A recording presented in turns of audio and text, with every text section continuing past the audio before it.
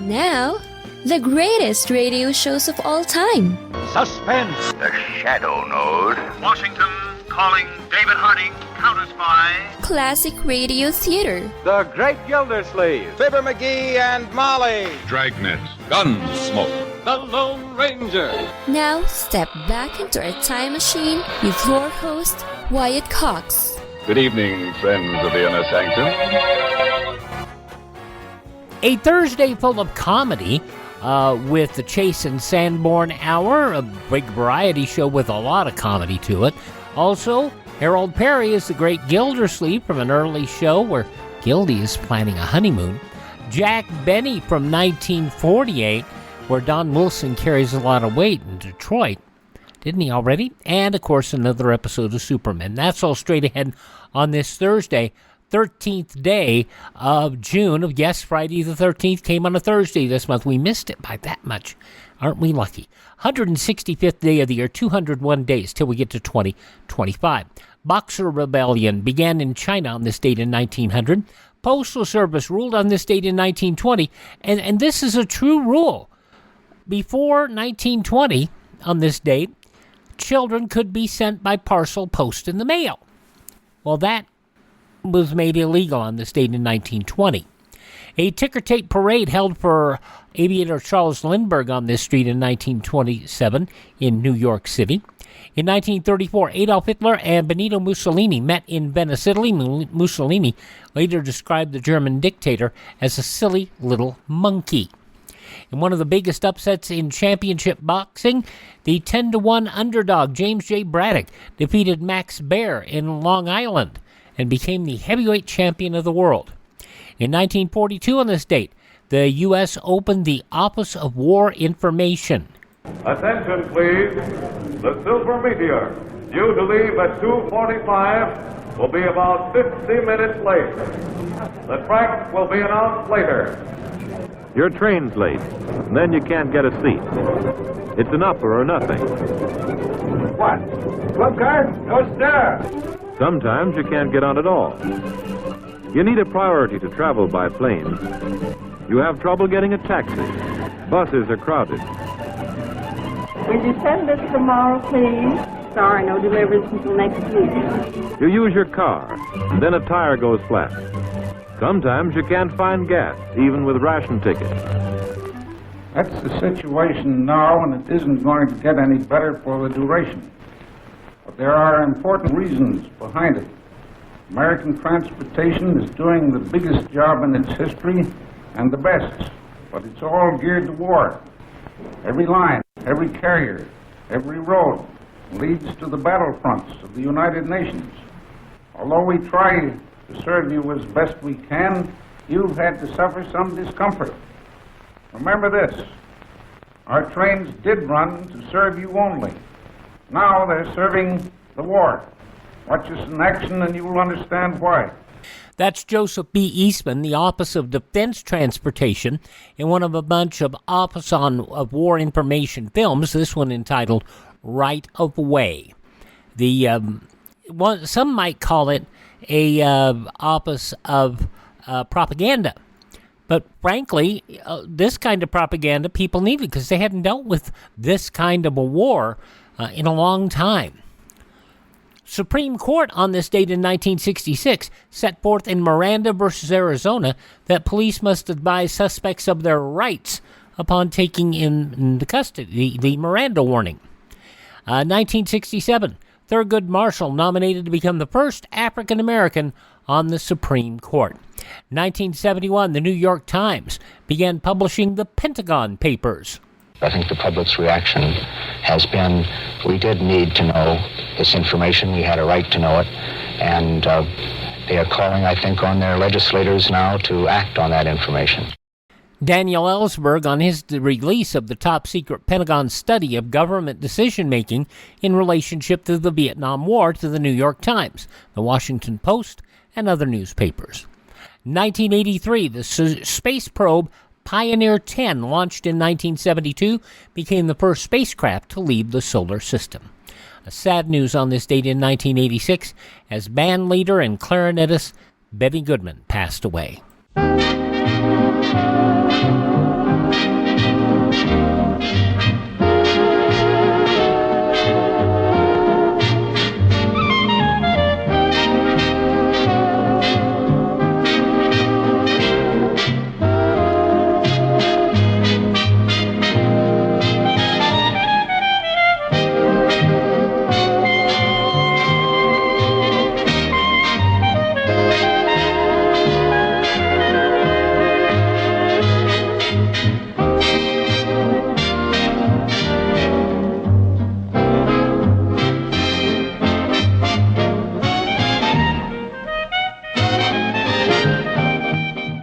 First, a sampling of Benny Goodman's Let's Dance. Benny Goodman passing away on this date in 1986.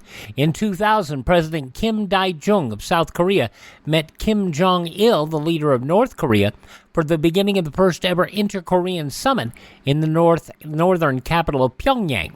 In 2002, the U.S. withdrew from the Anti-Ballistic Missile Treaty, and in 2005, a man opened fire at policemen outside the police headquarters in Dallas, while a bag containing a pipe bomb also found. He was later shot dead by police. Among those passing away on this date in history, musician Clyde McPhatter. From Mary Poppins, Matthew Garber, one of the child actors. Our Gang Comedies, Darla Hood. The grandfather of Dwayne Johnson, The Rock, Peter Maivia, passing away on this date. Actress Geraldine Page, Kukla Fran and Ollie cohort, Fran Allison. Astronaut Deke Slayton, journalist and lawyer Tim Russert, Jimmy Dean and his famous sausage, and from Deliverance Network and Superman, Ned Beatty, all passing away on this date in history. Born on this date, singer Bobby Freeman. The hits of the 50s, 1950.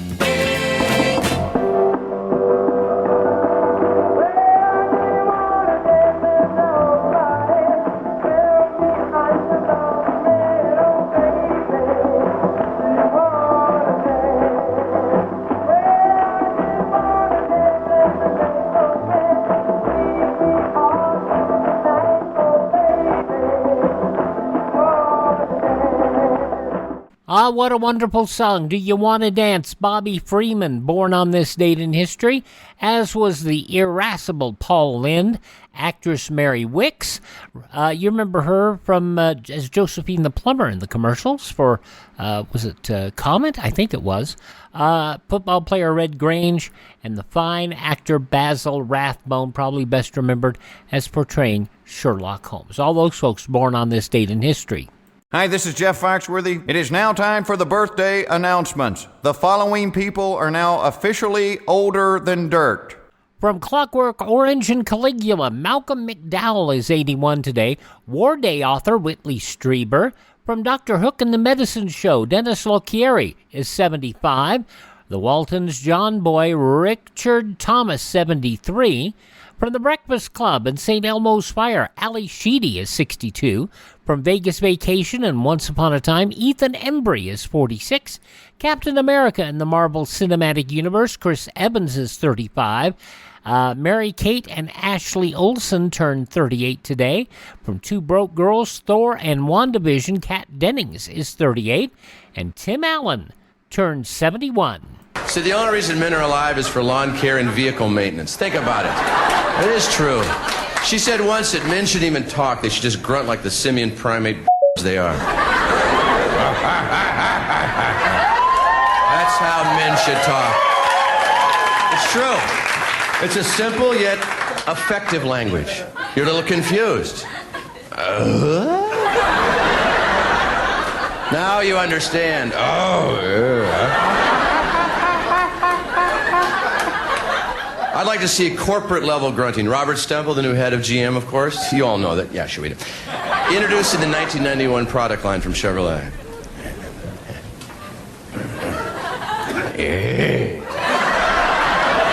Simple. And now you know where that came from on the Tim Allen's home improvement show.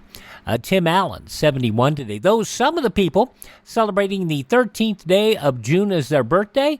And if this is your birthday... Happy birthday to you. Happy birthday to you. Happy birthday, happy birthday. Happy birthday to you.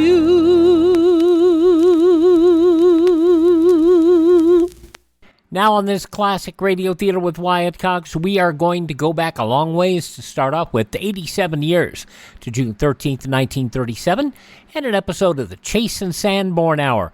Edgar Bergen, Charlie McCarthy, their guest Joan Blondell, and Don Ameche, W.C. Fields, and more. That's all coming up here. Oh, and Richard Rodgers of Rodgers and Hart fame. So there you go.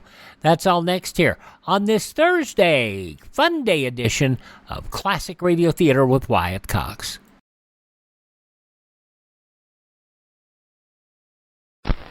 I'm Raymond Massey, and I have a special message for senior citizens. Today's doctors, drugs, and medical devices truly work medical miracles for young and old alike. But there are some as phony as a $3 bill. Like this Zeret applicator, for example, which is claimed to cure arthritis with Z-rays. There are no Z-rays. This fake device claimed to cure cancer with tape-recorded music.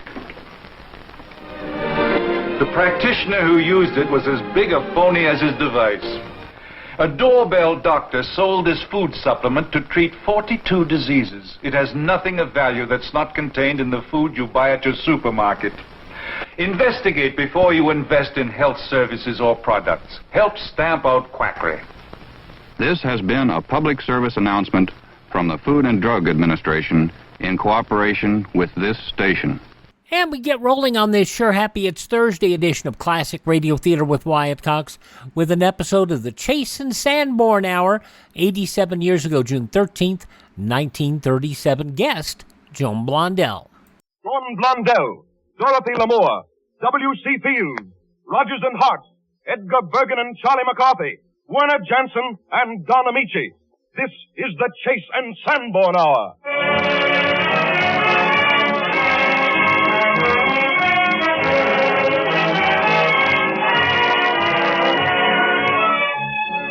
This is the Chase and Sandborn Hour, and this is Don Ameche greeting you for one of the screen's most delightful comedians, Miss Joan Blondell, and for those heavenly twins of the musical world, Dick Rodgers and Larry Hart. Greetings, too, from W.C. Fields, Dorothy Lamour, Edgar Bergen and Charlie McCarthy, and Werner Jansen, America's foremost conductor, who leads the orchestra in a top tune of the day, That Foolish Feeling.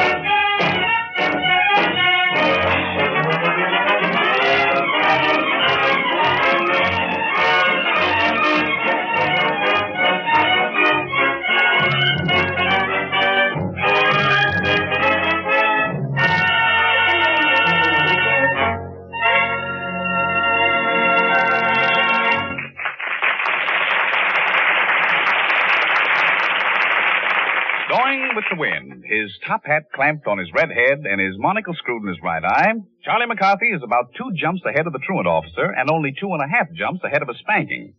But nobody'd risk hand spanking Charlie, even if he is made of soft pine. But it's a safe bet Edgar Bergen can talk Charlie out of any kind of trouble because it's really Edgar who puts the words in Charlie's mouth. I hope, Edgar, that you have cleared everything with the truant officer and that you have enrolled Charlie in a school. Well, it's not as simple as all that, Don. No, it isn't. No. But I've had another letter from Mr. Ramshackle, the truant officer, and he's liable to arrive here and get Charlie any minute.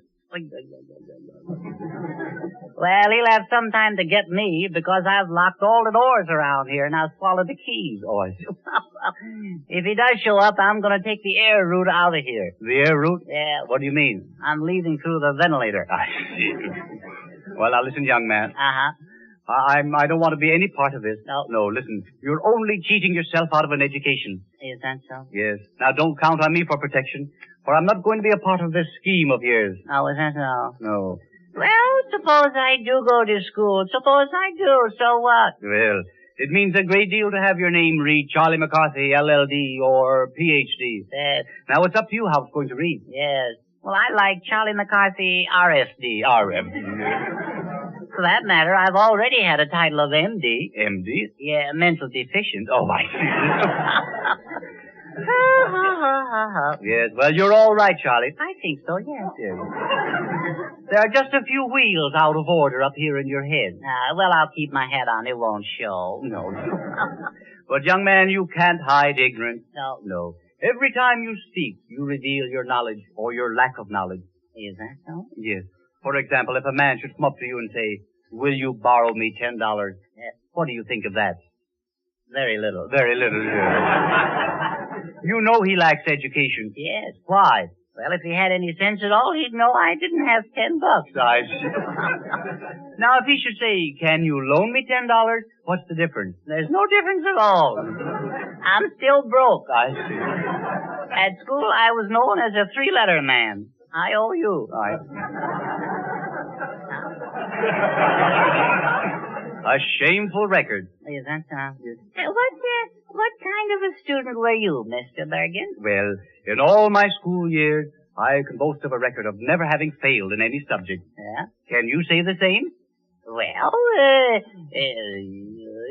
yes, but not with such a straight face.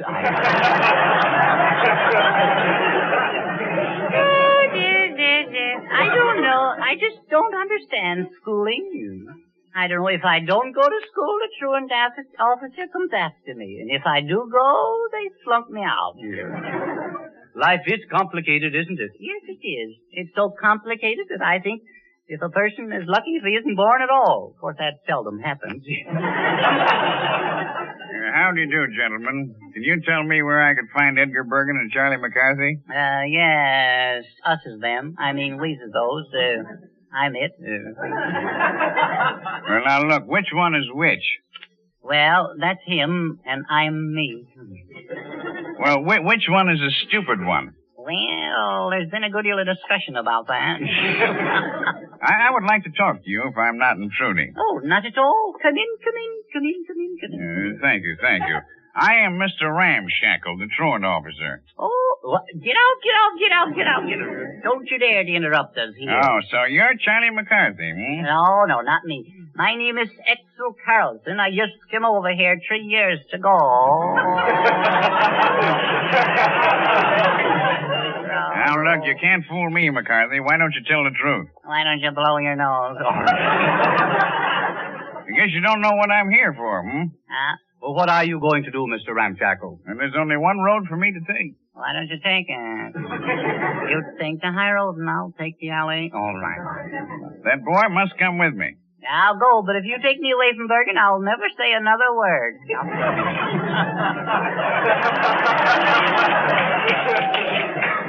That boy is sadly in need of schooling. That is shown by his marks forwarded from New York. They read D in spelling, D in arithmetic, D in deportment, and D in effort. I was fresh out of effort.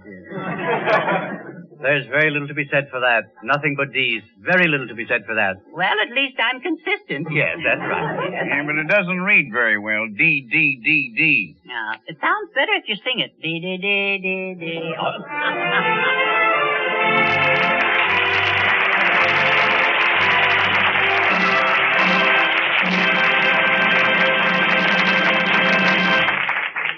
Well, Edgar, I guess I can be myself again and remove the false whiskers and accent of Mr. Ramshackle. I think we had Charlie scared for a while then. But music will calm him down. Music by Rodgers and Hart. For 18 years, we've been humming and whistling their songs. When they were college freshmen, they started working together on the words and music for 2 Columbia varsity shows. And in just a few years, they've written 30 musical comedies, 6 musical movies, and more than 2,000 songs.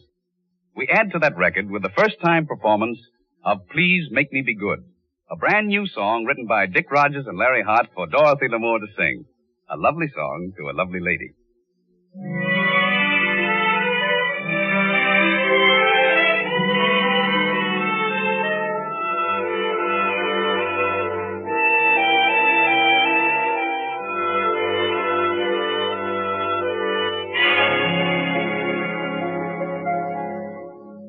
If you want to hold me, you must be brave. Sometimes you must hold me, then I'll behave and be your slave. Please make me be good. Keep all of my glances. Don't take any chances. Please make me be good. I'm not made of wood. No trouble with my sight. Keep me within eyesight. Please make me be good. I adore you, but my foot can't live. I implore you, hold me tight. Don't let me trip. Be firm as you should, and while you caress me, be sure to outguess me. Please make me be good. Come on in, Don. The music's fine.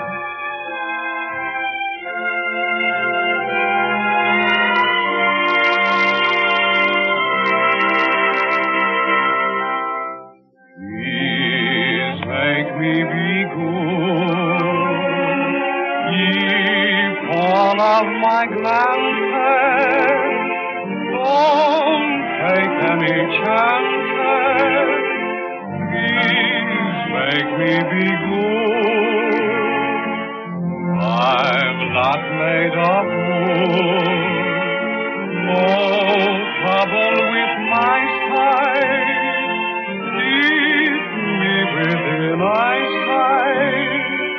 Please make me be good. I adore you, but my foot can slip.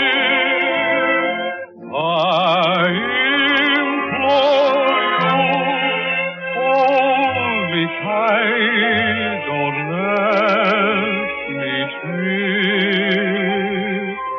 Be firm as you should, and while you caress me, be sure to outguess me. Please make me be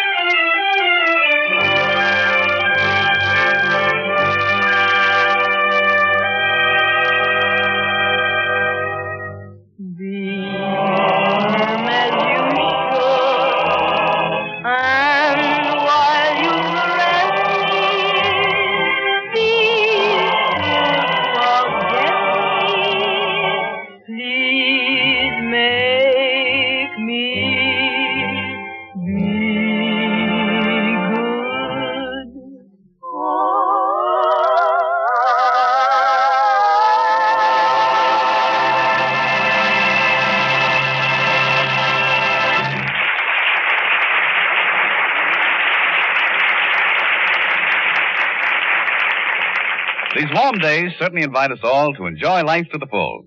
And as authority on that subject, Donald Briggs. One of the pleasures of the season is the cool, refreshing goodness of delicious iced coffee. Iced coffee, as you know, tastes more delicious and does more to refresh you if you make it properly. The important thing is to avoid a weak, watery taste from the melting ice. So, allow for ice dilution by making your coffee a little stronger than usual and by using the blend that gives you the extra richness you want. Chase and Sandborn coffee.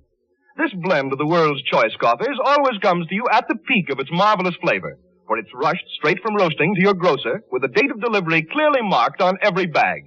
This dating plan guarantees freshness. In addition, it enables us to pack Chase and Sandborn dated coffee in an economical dated bag instead of an expensive container. And we give you the savings. Enjoy this rich, satisfying coffee often. Hot at breakfast, iced during the day and in the evening. Buy a pound of Chase and Sandborn dated coffee from your grocer tomorrow.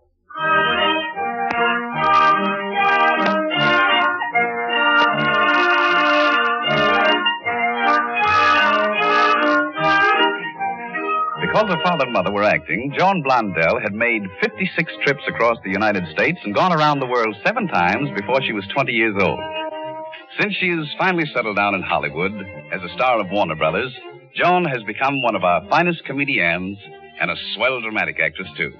For us, she plays the girl in Colin Clements' one-act play, Spring. Miss Joan Blondell. Thank you very much, Don.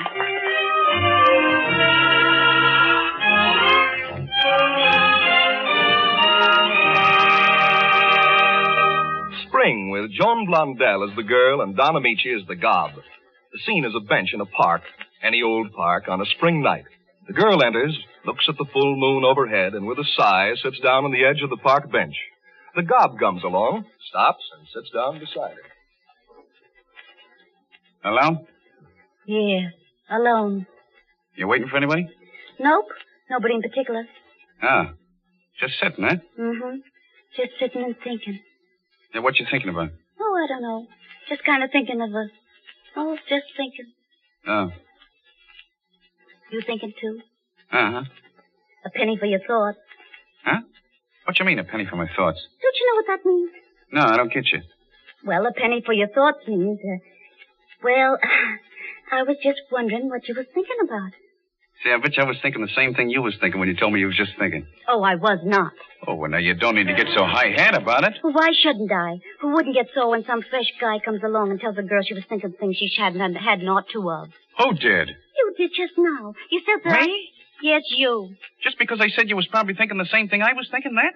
Yeah, sure. You up and get sore about that? Sure. Where was you brung up anyhow? Think that's the thing to say to a respectable girl? Respectable? Well, who said you wasn't? Well, you didn't say it, but you might as well have. Say, now listen, get this and get it straight. You think I ain't been knocking around this old world long enough to know a respectable Jane from the other kind? Yeah, but you came up here You got me all wrong. I came up here because I like to walk up that street over there and peek in the windows at people who have homes of their own. Sit here under the trees. I wasn't trying to pick you up when I seen you sitting here looking lonesome like. Ah, well, I guess I might as well be mooching along. Oh, you ain't going, are you? Well, why not? You sure ain't making this place no picnic ground for me. Well, then, what was you thinking about? Ah, maybe you'd laugh. Laugh? Oh, honest, I wouldn't laugh. Go on, tell me what you was thinking about. About poetry. Poetry? Yeah, I told you you'd laugh. I ain't laughing. No, because that's what I was thinking about, too. Was you? What kind of poetry? I don't know. Oh, a lot of kind of things I don't know nothing about. Birds and flowers and places with stars overhead and a big moon, like you see it shining across the water. And about, I don't know. I just love poetry, kind of. Gee, the stars are big tonight. Huh? Oh, yeah. And the trees smell so good, don't they? Uh-huh. Everybody seems happy. Yeah. It's spring. Yeah, spring. Kind of makes you feel like the way a balloon must feel just before it goes up in the air. Oh, I don't know how to say it. Kind of light and warm and hot. Like as if you wanted to kind of bust out of your skin. Yeah. Like as if I wanted to laugh and cry all at the same time. Must be the spring. I don't know, though. Gee, I felt that way sometimes right in the dead of winter. You feel like that? Like the way you said? Yeah, honest, right in the dead of winter. Say, you ever been on the sea? Only in a rowboat once. Ah, that ain't no good. You gotta get out where there ain't no land. Out where there's just sky and big shining waves and salt spray hitting you in the face. I don't know much about God, but when that old ship gets to going back and forth, seems as if God was taking you up in his big loving arms and kind of rocking you to sleep. You know, you're just like a mother. I suppose you think I'm kind of nuts or drunk or something, eh? No, I don't. I know how you feel. I feel like I'd like to hear you talk, honest. Sounds just like poetry to me. Poetry? I always wanted to meet a guy who could have beautiful thoughts like yours. A guy who could think things out in his head and write them down. Write them down? Yeah, make poems out of them. Beautiful thoughts, I mean. I wrote one today. A poem? You wrote a poem? Oh, sure. I read lots of them. I'm doing another one right now. Oh, well, say it, will you? Oh, well, I can't remember all of it. Then say part of it, won't you? I got it all written down. It's here somewhere in my pocket. Read it to me. You want me to? Oh, please. Well, here it is. It ain't a very long poem. I'm going to finish it up someday and send it in the newspapers. Honest? Oh, well, come on and sit down close to me when you read it. I wish it was longer. When I am far upon the sea, then great thoughts often come to me. Earth is sweetest after rain. Man is strongest after pain. That's as far as I got. I'm going to finish it tomorrow, maybe. Oh, dear. It's beautiful. You like it? I think it's wonderful. How'd you ever think of it all? Gee, like that part, man is strongest after pain. Oh, I don't know. It just kind of come to me and I wrote it down. So true, too. I mean the kind of pain what hurts deepest. You know, the kind that sort of makes your heart all dry up and you think life ain't worth living. That's the kind I mean. I've had it. I know what I'm talking about. You don't mean the kind of pain that comes from love? The kind that comes from wanting someone to love. Yeah, I understand. Being lonesome like, and never finding nobody that feels the way you think they ought to about things. Do you have that kind of pain? Uh-huh. I always wanted to find somebody who felt like you said you felt when you was out on the sea alone. Most people don't feel those things nowadays. Anyhow, the fellas I meet don't. Oh, gosh. If I ever dared to ask anyone to come out here and look under the stars with me and under these trees, he'd think I was off my beam. I tried it once, and what do you suppose he called me? What? Loony. That's what he called me, loony. Why, the dirty bum Yeah. saying things like that about you. But it's all alike. All fellas are, mostly. Always thinking about beer and motion pictures. Oh, I don't like beer and motion pictures. But, boy, I love the stars. Well, you're different from most other people. That's what I like about you. Yeah, well, that's what I like about you. You have a way of understanding things. Do you really kind of like me? Well, yeah. Say, listen to that. Well, gosh, that's the new orchestra down to Healy's Hall. Boy, that's some music. Yeah, gee, it's swell. Yeah, I'll tell the world. Say, do you like to dance? Well, it depends on who's dragging me to the party. I went down there once with my sister's fella, one night when she had tonsillitis and couldn't go. Gee, that boy could dance. They're married now, him and my sister. Yes. They got a kid, and another one comes. They got a kid. Say, would you like to go down and have a dance at Healy's, huh? You mean you... I mean, would you like to go down and dance with me? Oh, would I like to dance? You ain't asking me to go, are you? Well, that's what I meant. Oh, I'd love to. Oh, say, how much does it cost? $1 for men. The girls get in free. Oh, I wonder if I got $1. Gee, 4 bits, 2 bits. That's 75 cents. Yeah. And a couple of dimes somewhere. Oh, here they are. 75, 85, 95. I got another red cent. I got some money here now. 10, 20, 45, 60, 70, and a dime to get home on. Go and take it. You want me to? Go on. You think it's square? Sure it's square. We got enough for the dance and hot dogs afterwards. Listen. Do you know the name of that tune? No, I never heard it before. What is it? It's The Glory of Love. What? That's the name of it. The Glory of Love. Huh. I guess that means us, huh, kid? Honest. Oh, gee. You won't ever forget about the stars and all. Oh, no, never. I won't forget them. Not as long as I can look at them with you. Gee, I like to hear you say that. Boy, listen to him play, Oh, will you? boy. Makes you feel like you was Yeah. kind of walking on eggs, huh? Don't it? Come on, let's go. All right, let's go.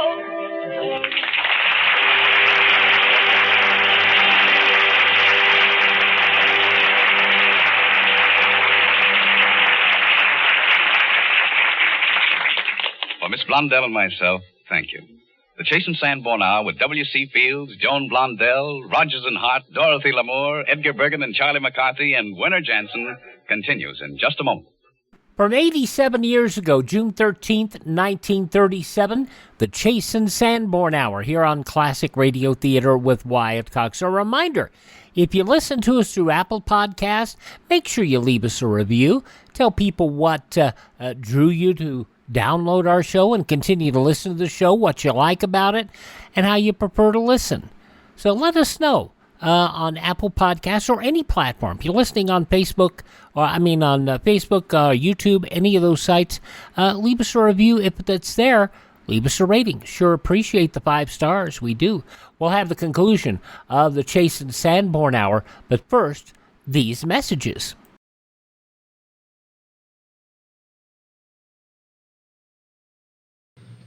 For almost 2 centuries, Americans have enjoyed the valuable privileges of freedom. Now, freedom needs each American to dedicate himself to its preservation. We must not allow our liberties to be endangered by neglect of our duties as citizens. During this year of rededication, join with your fellow Americans in reaffirming the principles on which this country is founded and the safeguarding of those principles. Make it your business to see that federal, state, and local governments are conducted honestly. Help to maintain the good morale of your sons and daughters in the armed forces. Learn the facts about all candidates and issues. Then vote for the one you believe in. Make the most of every minute on your job. Produce as much as you can, and thus increase our military and economic strength. Work for better schools and a better community. Guard your American heritage of freedom. It needs you. Classic Radio Theater with Wyatt Cox continues now with our podcast, and we include the second half of the Chase and Sandborn Hour from 87 years ago, June 13th, 1937. And I'm sure somewhere along the way, William Claude Dukenfield will show up. And, of course, Charlie McCarthy's around. I think he's going to do something with that sketch they just did. Bum, bum, bum, here we are. 8.99 and a bum, bum, bum. Take it away, Ameche. Thank you, Charlie. Ladies and gentlemen, we are honored to present a one-act dramatic epic entitled Summer. Conceived, written, produced, and directed by Charles McCarthy. Starring C. McCarthy, one of the matinee idols of the American stage, and featuring Dorothy Lamour, an actress. Scenery designed, painted, and created by Senor Carlos McCarthy. Shrubbery and landscaping is in McCarthy Park, the courtesy of McCarthy Planters Incorporated. Incidental music composed by Charles and McCarthy. It is a hot day in July. The female, Dorothy Lamour. The handsome and debonair tar, Charlie McCarthy. Curtain. Oh, summer. Summer. Oh, summer. What is so hot as a day in July?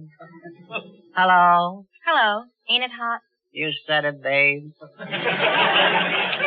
It was hotter last night, wasn't it? You said it, babe. And how? Are you a poet, sailor? No, I'm a sailor poet. Oh, I love ships in the summer. What ship are you often? I'm often, yes, McCarthy. Often on it. Oh, I love the sea. Especially in the summer, don't you? Don't mind if I do, no. Have you ever been to sea? To see what? Oh, skip it, landlubber. Then you are a sailor, ain't you? Yes, and how? Oh, standing on the deck and letting the salt spray hit you in the mug. Ah, and boy, do I get seasick. You're nice, you know it. Sure, I'm specially nice in summer. Summer, a voice is calling. Ain't it the truth? Oh, I just love weather. And I love you. Oh, you sailors. I bet you got a sweetheart in every port. No, not in summer. I don't do so good in summer. Then I love you. Mind if I sit down on the bench with you? There ain't really room enough for two on this bench, sailor. Mind if I sit on your lap just because it's summer? But I don't even know your name. I'll tell you after I sit on your lap. What song is that the orchestra's playing? I don't hear no orchestra. Neither do I. Must be the music in my soul. I always have music in my soul in summer. Summer, a voice is calling. You're the nicest man I ever met in the Navy, in the summer. Have you any friends on the ship? Oh, gobs and gobs and gobs. Say, girl, how about stepping out for a fast little Lindy hop at McCarthy's Dance Palace? You ain't asking me really to go, are you? Well, that was the general idea. Gosh, I love to dance in the summer. But McCarthy charges $1 for men. Yeah? Have you got $1? Wait, I'll look. Better look for $1.25. I may need lunch money. I just got $1.25. Lucky for us, McCarthy lets ladies in free. Yeah, I'll tell you what you do. What we'll do now. You go in and dance, and I'll wait for you outside. Let me hold the money. Oh, you're so thoughtful. Yeah. Let's go. Oh, summer. Summer beautiful and summer dumb. Okay. Say, look. Look, what Look at my dress. It's got stripes all over it. Oh, gosh, I can't go. Yeah, look at my sailor suit. Looking like ex-convict.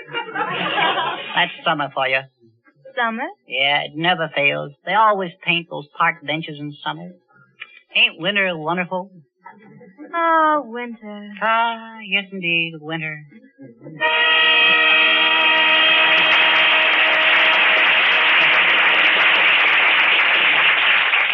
And for Miss Lamore and myself, thank you. The Chase and Sandborn Hour and Don Ameche may now continue. Thank you, Charlie. For a simple, beautiful melody, there's no music like the songs the Negroes used to sing as they worked all day in the cotton fields and along the river banks building up the levees.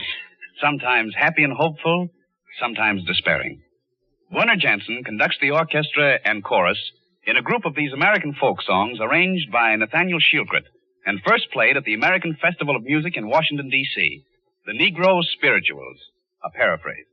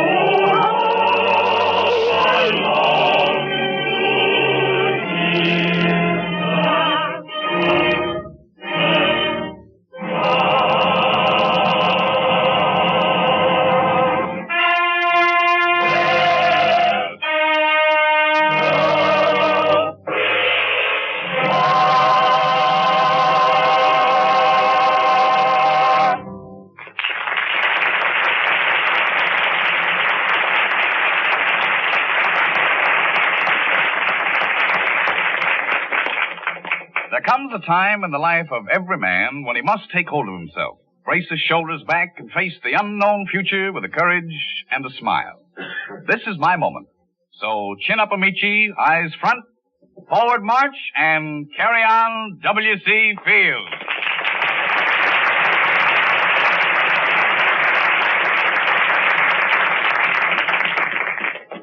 Well, how you feeling, that, Bill? Well, I'll tell you, I didn't like that carry on, W.C. Fields. Oh.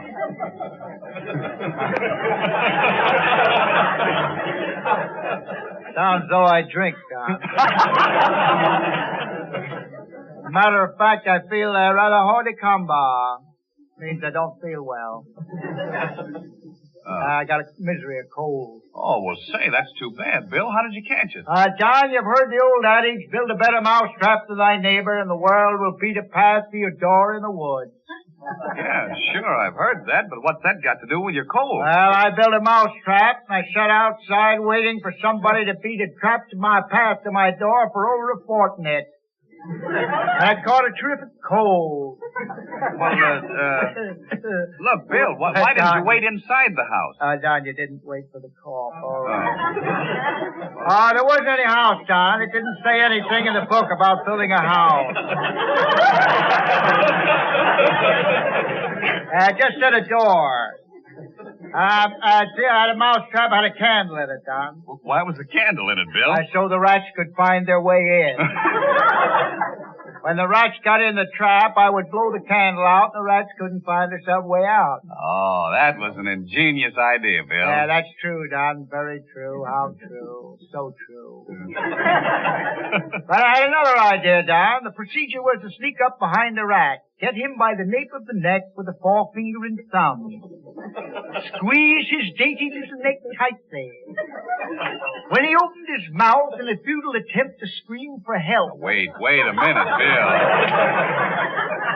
Who ever heard of a mouse screaming for help? Oh, yes. Save me, I'm entrapped, screamed the dainty little rat. Bill, please. But I prefer a death like that in preference to a death by cat. Good logic, Don. Oh, yeah. But, Bill, you've got the rat and his mouth is open. Yeah. Then what happens? Oh, whilst the rat's mouth is open, whilst the maw is thus distended, you reach in your vest pocket and throw a generous portion of sand. Grade A sand if available. Yes, Bill. Grade B will do. Go on, Bill. You throw a generous portion of sand down the rat's esophagus. Now, go. By the way, Don, my hourglass is running slow. Have you a little quicksand in your vest pocket? Oh, no, Bill. Now you pour sand down the rat's throat, and then what happens? The rat gently chokes to death, an ideal death, but rather rough on rats. That's a terrific idea, Bill. I thought of it, yes, okay. When did you invent that? Oh, I invented it the year that the Crud boys murdered their mother. Oh, now, Bill, please. It was 1936, 1920, no, it was 1780. I'm bad on dates, Don. Yet a great lover of pigs. I could have forgotten that one, too. Okay. Just a minute, Bill, just a minute. Hello, Miss Blondell. Hello, Don. Come, Rollo. Mr. Fields will tell you some funny stories, I hope. We have visitors. A couple of Gilpins entering. Come, Rollo, meet Mr. Fields. Oh, I don't want to meet him. I don't want to meet him. Yes, you do. I know you do. It's going to be very pleasant. Bill, you know Joan Blondell, don't you? Oh, yes. How are you, Joan? We had your sister Connie here last week. Bill, you're all confused. Last week we had Connie Bennett. Joan Bennett is Connie Bennett's sister. Sure, everybody knows that, Don. Yeah, but Bill, this is Joan Blondell. You're thinking of Joan Bennett. Don't tell me who I'm thinking of. I'm still thinking of Connie. I see you have still some of that Constance Bennett lipstick on your cheek. If you look closely, you'll see it's a scar. Hasn't healed up yet. Yeah, she didn't kiss him, she bit him. Quiet, Rollo. Yes, do be quiet. Bill, this is Miss Joan Blondell. Oh, yes. Hello, Joan. I'm fine, Bill. I hope you won't hate me for this, but I want you to meet my nephew, Rollo Pepitone. Pepitone, eh? What a pretty name. Say hello to Mr. Fields, Rollo. I don't like him. Oh, he's a cute little fellow, isn't he? John, what does a beautiful girl like you have a pickle like that around? I didn't pick my relatives, Bill. Go ahead now, Rollo. Say hello to Mr. Fields. Hello, Mr. Redwood. Kong, kong, kong. Ha, ha, ha. Conk, conk, conk. Isn't he cute? That's where I'll sock him in a minute, right on the mouth. What reformatory or what school does he attend?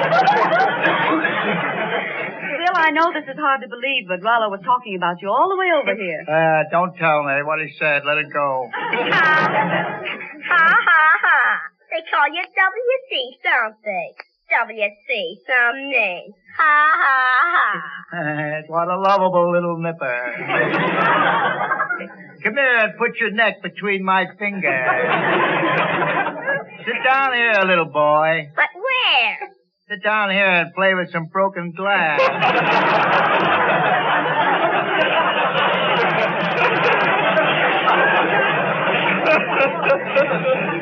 Now, you know, it's 150 years ago today that Washington threw $1 across the Potomac. Yeah, I know. And $1 would go further in those days. Ha, ha, ha. yes. Rather confusing little fellow, isn't it? Yes, isn't he? He'd be very good looking if his teeth were straight. Yeah. I may be able to straighten them for you.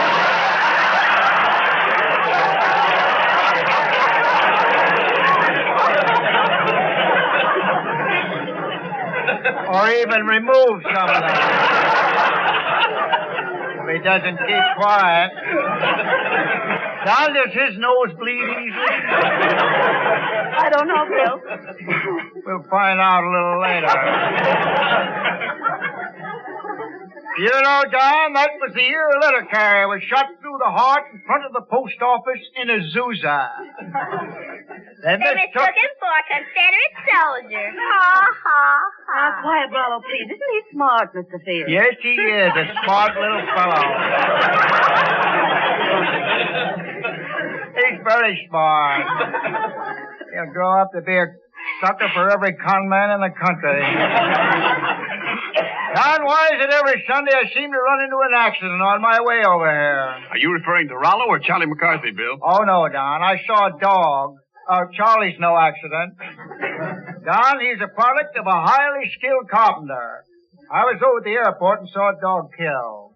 Remind me of the day when poor little Bobby Breen's dog was killed. I heard about it over the radio. I sobbed like a young bride.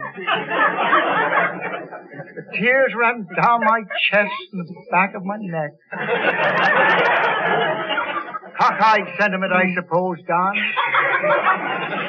Half a tick, I'll snap out of this. I think you're Bill. all right now, Don. Yes, Bill, go what ahead. about the dog that you saw killed at the airport? Oh, yes. The dog ran out to greet the airplane. The airplane hit him. I shudder at the thought. Where did the plane hit the dog, Bill? Oh, please, Joan, please. Let me collect my nerves. Was the dog running around the ground on the airport, Mr. Fields? Yeah. No. He had on a couple of water wings and was cruising about 5,000 feet up in the air.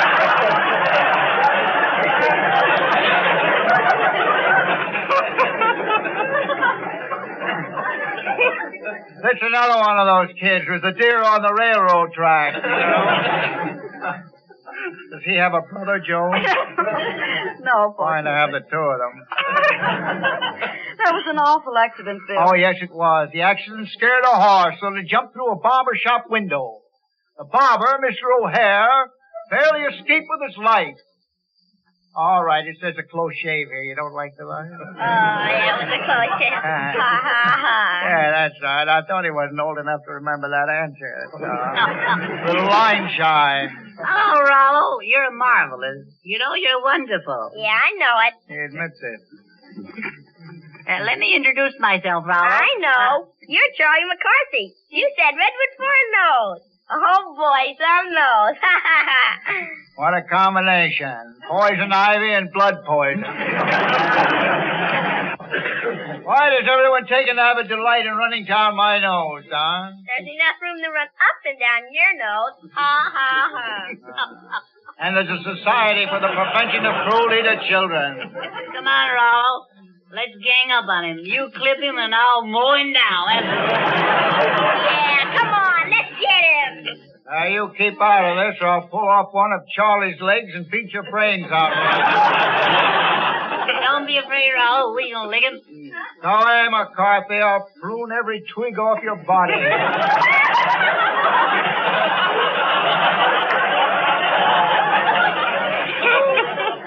Don't you really like children, Bill?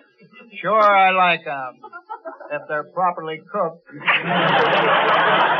Browned on one side. Now remember, Rollo, you'll be a good boy and you'll grow up to be just like Mr. Fields. Oh, I didn't do nothing. Don't cry, Rollo. Uncle Willie will bring you a nice little bunny rabbit. And an open-faced razor, too. Goody, goody. Goody, goody. Isn't he bright? And will you bring me a nice little necktie for my nice little Nicky? Yes, I'll also bring you a little scrub and brushy for your necky. That kid ever wash his neck? I don't know, Bill. I've only had him with me for 3.5 months. I thought he smelled rather fragrant. What are you going to bring me, Mr. Fields? I'll bring you a wooden leg. Huh? You'll need it because I'm going to break this one. These kids are driving me to drink. Why, Bill, I read in a book once that liquor deteriorates the brain. Oh, don't be ridiculous, Joan. My father drank liquor and was one of the most alert men until the very day he died. Is that so, Bill? Yes. Had one of those hair trigger brains. You know, binge. One night I bet he drank a case of whiskey, all in moderation, of course. Mind was just as clear and keen as a buggy whip. He must have been a marvelous man, Bill. Oh, yes. My Peter Noster was a marvelous man. He once went up in a balloon to accompany a lonesome parachute jumper. He got up 10,000 feet in the air. Go on, Bill. This is excruciatingly interesting. Yes, it was cold up there. My father was cold and stiff. I know he was cold. He was stiff before he went up, too. Father let go of the parachute. He took a chance of landing on a load of hay. Well, did he land on the load of hay, Bill? No, Don. He landed in a cement mixer. Was your father hurt? Yeah, no. How can a man get hurt jumping 5,000 feet into a cement mixer? What's the matter with that I think we better get these kids out of here, Don. I'll find out his Before any further discussion takes place, come Rollo, come Charlie. I'll have a wild Thank you, monkey Miss Joan Blondell, and thank you very much, W.C. Fields.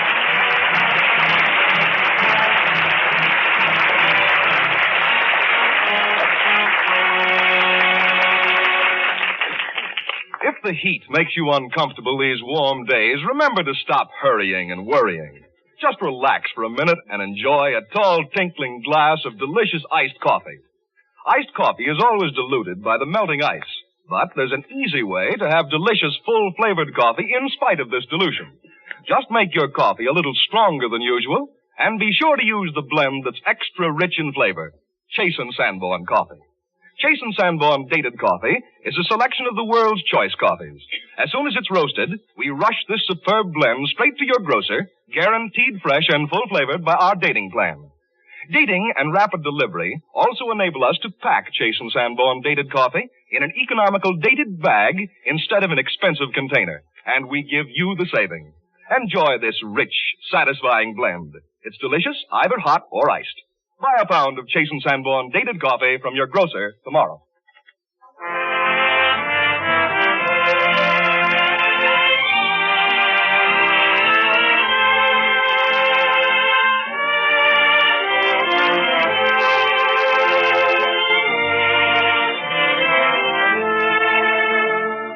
Oh, Mr. Ameche, may I bend your ear for a minute? Why, what's on your mind, Charlie? Well, I would a word or two or three or two with you and Dick Rodgers and Larry Hart. Well, you know, that's strange. They expressed a desire to meet you. Yeah, what's strange about that? Everybody does.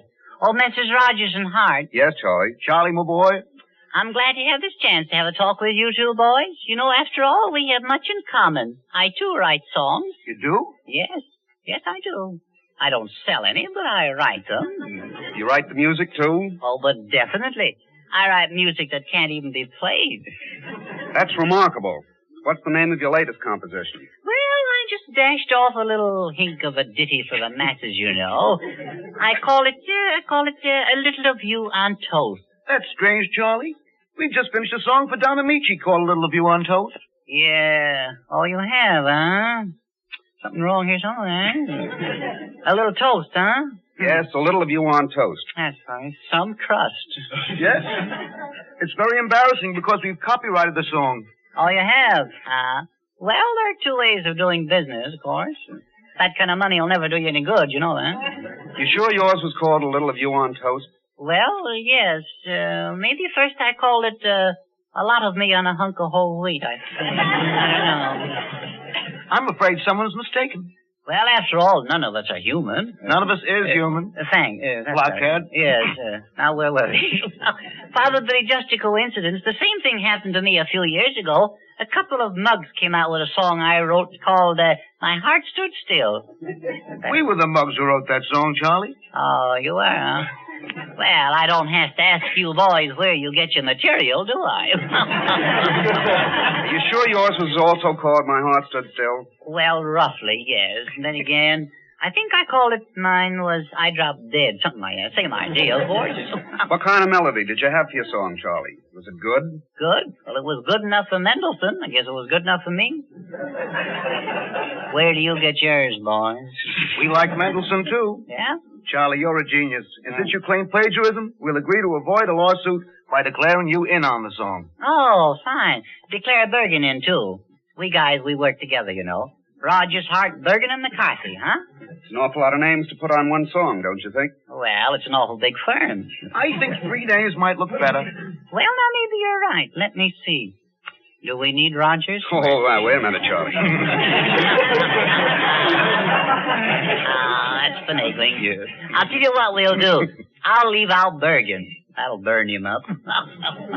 I'll plug the song, too. I'll sing it now, and by tomorrow it'll be up in the first 10. Oh, boy, the first 10. Yeah, in the first 10 wastebaskets of Hollywood. I trust you, Charlie.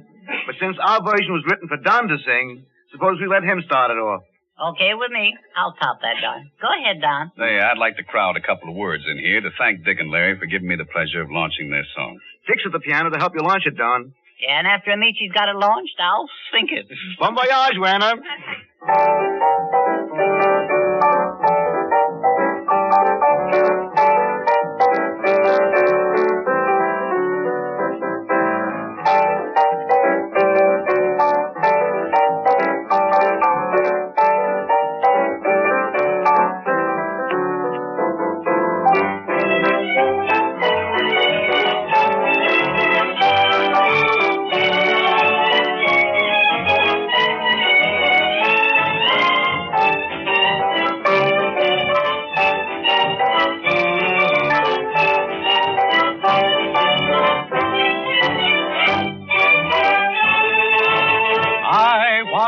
Cottage small, I want no waterfall, no skies of blue at all. I'll take a little of you on toast, keep your sweet summer breeze. Also that song called Breeze, I don't want Mammy's knees. I'll take a little of you on toast, not for happiness am I pining or a shining rainbow. Skies will have a quick silver lining if I am your main. Your smile is nice and kind. Your charms are well designed. Darling, if you don't mind, I'll take a little on toast. Oh, coffee may be strong, and Rudy gets along. We love Ameche's song. They want a little of Don on toast. Clark Gable stands alone. More power to Tyrone. We love a baritone. They want a little of Don on toast. Moving into that voice so deep, she hits us like a tonic. He's a singer that Don like nobody. Don't claim to land easy. Bob Taylor's widow's peak. Don is the type we seek. They was a little untold. Garbo, leave me alone. Hands up, sin on. Crawford, keep Crenshaw tone. I want a little more on toast. Don't want Bill Field his nose. It's mighty like a rose, nor that red milk he chose. I want a little more on toast. Though our passion is food for scandal, for the leering hinters, little Charlie, you're hard to handle. Both my hands have splinters. Bergen, please set me free. I want some privacy, 'cause your love more 30. I want a little on toast.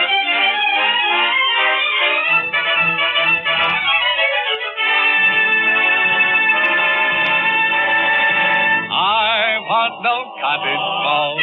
I want no waterfall. No skies of blue at all. I'll take a little of you on toast. Keep your sweet summer breeze. Also that song called breeze. I don't want many seas. I'll take a little of you on toast. Not for happiness am I finding or a shining rainbow.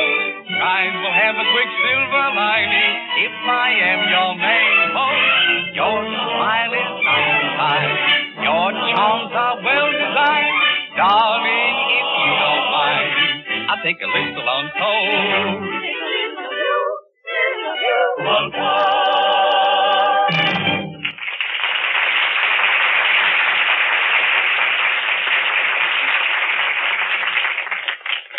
I'm saying au revoir now for our guests, Joan Blondell and Rodgers and Hart, and for our regular company, W.C. Fields. That was the year Brian ran for president. Brian ran for president. Yes, he did. Did you never hear about that? No. Oh, it's a long story. It's a whole 15 minutes. I have to wait on that one. We'll have to say Short Bill. pants were considered au fait, meaning okay for boys. Yes, I know, Bill. I know. I thought you did. Next week, I'm going to tell about my trip to the North Pole on a high-wheel velocipede. A high-wheel velocipede? That's without a compass. Oh, well, say, that would be interesting, Bill. Yeah, it would We'll be have interesting if I could think of it right now. But I can't. We'll have to save that for next week, Bill. All right. And with us next week will be Edgar Bergen and Charlie McCarthy, Oh, that's Dorothy right. Lamour and Werner Jansen, Oh, she's beautiful, and he is too. and as our guest, Ray Middleton, Oh, he's a pip. and Miss May Robeson. Oh. We'll all be on hand to greet you, so until Are we next gonna Sunday. Do that, Don? Listen here, you know. Can I play the face in the barroom floor? We'll all be play on the barroom? We'll all be on hand to greet you, so until next Sunday at the same hour, this is yours sincerely, Don Ameche. And I'll be in the barroom, too. You can bet that. saying au revoir. Is that all? Yeah.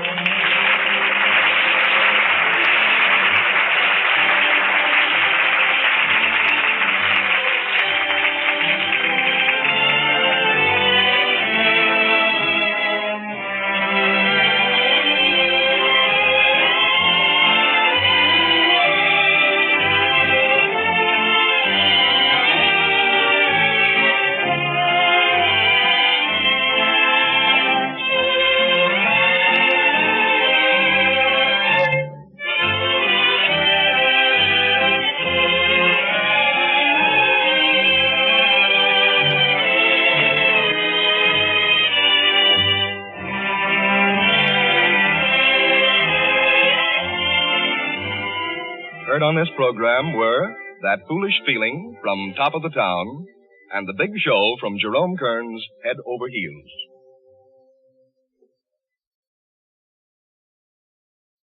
This is the Red Network of the National Broadcasting Company. Having been a major motion picture star in the early 1930s, of course, the Chase and Sandborn Hour had a built-in star in using Don Ameche in this show. And so he did a lot of work on this particular hour of the show. But then you also had Edgar Bergen, Charlie McCarthy, W.C. Fields, who I don't think was even close to being sober, and guest Joan Blondell and Rodgers and Hart. So there you go. All of that during a 1-hour radio program from 87 years ago, June 13th, 1937. Tomorrow, more comedy with the Screen Directors Playhouse production of Ghost Breakers, starring Bob Hope, Fibber McGee and Molly going way back to 1937. Also, You Bet Your Life starring Groucho Marx, Marie Wilson in My Friend Irma, and another episode of Claudia, which so many of you have had great words to say about. We'll get on, though, with an episode of The Great Gildersleeve next.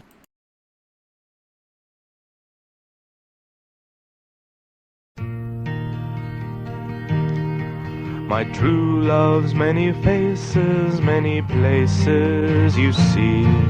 The city, the country, the sea. Wherever my true love may take it to be. Now zip code will find her for me.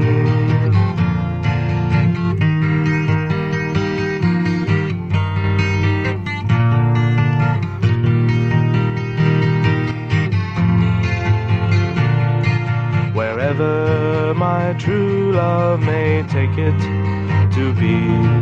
Now zip code will find her for me. Oh, zip code, please find her for me.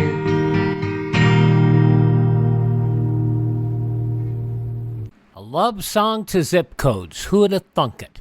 Classic Radio Theater with Wyatt Cox continues now. As we remind you, come visit our webpage to learn more about Classic Radio.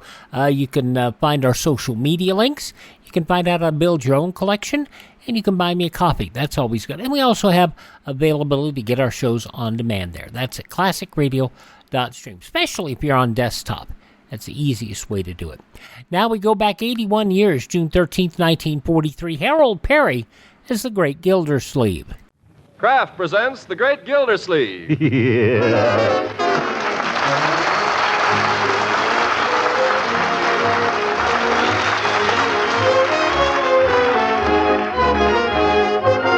The Kraft Cheese Company will also bring you Bing Crosby every Thursday night. Present each week at this time Harold Perry as The Great Gildersleeve, written by John Whedon and Sam Moore.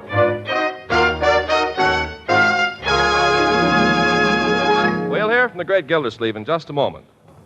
But first, when somebody mentions a food that you haven't tried, do you ask, what does it taste like, or is it nutritious? Well, more and more people are asking both these questions about Parquet margarine every day. They've heard that Parquet is an outstanding red ration stamp value at only 5 red ration points a pound. But everybody these days seems to want to know about flavor and about nutrition. Well, flavor is hard to describe, but I can tell you that Parquet margarine, like all of Kraft's fine foods, has a quality flavor that's fresh and sweet and deliciously good. Yes, I think your very first taste will convince you that Parquet is a truly satisfying spread for bread and an appetizing seasoning for hot vegetables. You'll find that Parquet adds real flavor for home baking, too, and it's just about perfect for pan frying. As for nutrition, your government officially encourages the daily use of vitamin-fortified margarine, and Parquet margarine contains 9,000 units of vitamin A in every pound. What's more, Parquet is one of the best energy foods you can serve.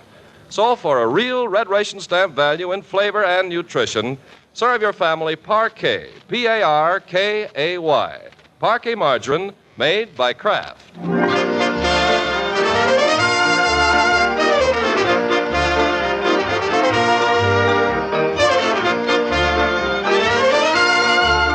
Now let's join our friend, the Great Gildersleeve, who's daily becoming more aware of the fact that in only a couple of weeks he'll be a married man. And so, faced with the imminent prospect of a wedding, a honeymoon, and a life of bliss, we find him hastily putting his affairs in order. To start with, he's called a meeting of his entire staff in the office of the Water Department. No, Bessie, I want all the chairs to face my chair. I'm going to be the chairman. Everybody faces me. You can sit here at your desk and take notes. Yes, Mr. Commissioner. Well, here comes Uncle Charlie. How's everything out at the reservoir, Charlie? Morning, Commissioner. What's all this fiddle-faddle I get from that daffy girl about a meeting? Oh, hello there, sugar. I didn't see you. My name is Miss Bard, and I'm not Daffy. Okay, have it your way. But let's get at this meeting, Commissioner. I got work to do in my dad-busted pump engine. Yeah, all right, Charlie. Just as soon as we're all here, we'll start. Well, who we waiting for? Don't tell me I gotta sit and fan myself till Whiny Flynn gets here. Charlie, Whiny Flynn is a member of our staff. He's our official troubleshooter. Troubleshooter? Makes more trouble than he shoots. He can't get over the idea the way to fix a pipe is to crawl inside of it. Yeah, but he can't. Your dad hootin' he can't. He can't crawl in a 12-inch pipe any more than I can. Any more than you can, even. Now, Charlie. Trouble with him is he don't know it. Why, 2 years ago, before you was commissioner, I had to get up in the middle of the dad-busted night on account of Whiny got stuck halfway into a drain pipe. How'd you get him out? Had to cut him out with a blowtorch. He's been mad at me ever since. Why was he mad? Well, I burned a little teeny hole in his pants. Yes. Well, maybe we shouldn't wait for Whiny. He went on a call to the mayor's house. All right, then let's get down to cases. I can't bootle away the whole day. It's all right, all right. The meeting will come to order. Now, I shall first state the purpose of this meeting. The purpose is to plan for my honeymoon. That's all, brother. See you later. Charlie, don't misunderstand me. I simply want things to run smoothly while I'm away, that's all. In other words, you and Bessie and Whiny will have to divide up my duties between you. You know what they are, don't you? Well, let's see. The rain falls out of the heavens and runs into the reservoir. Then I see that it's purified and pumped into the mains. Then Whiny sees that it gets to the houses, and the girl here sees that the folks pay for it. Mr. Gildersleeve, I ask you, what in Tunket is a water commissioner? Charlie, are you suggesting that I'm a parasite? Parasite, my eye. You're a... Never mind. Let's not get personal here, Charlie. All right, let's wind up this spelling bee so I can get back to work. If I don't get some oil in that jalopy by 11:30, she's liable to blow a gasket. Well, all right, Charlie. Just one thing first. I'm going to be married on June 27th. But I'll be back at my desk the 12th of July. Well, and what's all the shooting for? We got lots of time. Yes, but I want to be sure you'll all function perfectly while I'm away. So I'd like to have a trial period first, starting today. What do you mean, Mr. Gildersleeve? For 1 week, we'll all pretend I'm not here, including me. You mean you won't even come to the office? Well, might make it more realistic. Do you understand the plan now, Charlie? Oh, sure. Okay. And the meeting is adjourned. And I'm gone for the week. All right, so long, Commissioner. Wait a minute, Charlie. But what? I'm in a hurry, Dad. Busted? Yeah, never mind. I just want to warn you to get out your Sunday suit and take it out of the mothballs, because on June 27th, I want you to come to my wedding. Wedding? Who, me, Commissioner? Yes, you old buzzard. I'll speak to Mrs. Ransom about it today. Well, I'll be... Well, thanks. Mrs. Ransom, huh? She's the... whatchamacallit? Yes, she's my fiancée, yes. Dad busted widows, knock over more good men. Well,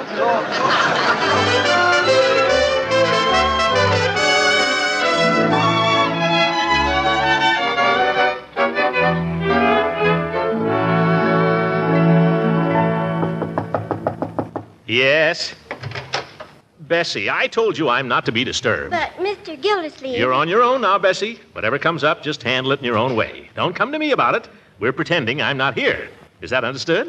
Yes, sir. Very well. I'm sorry, Mrs. Ransom, but Mr. Gildersleeve is pretending he's not here. Well... Leela, darling, come on in. Bessie, show her in. Thank you. Oh, Throckmorton, I do hope you'll forgive me if I seem to monopolize you a little these days. Forgive you? I love it.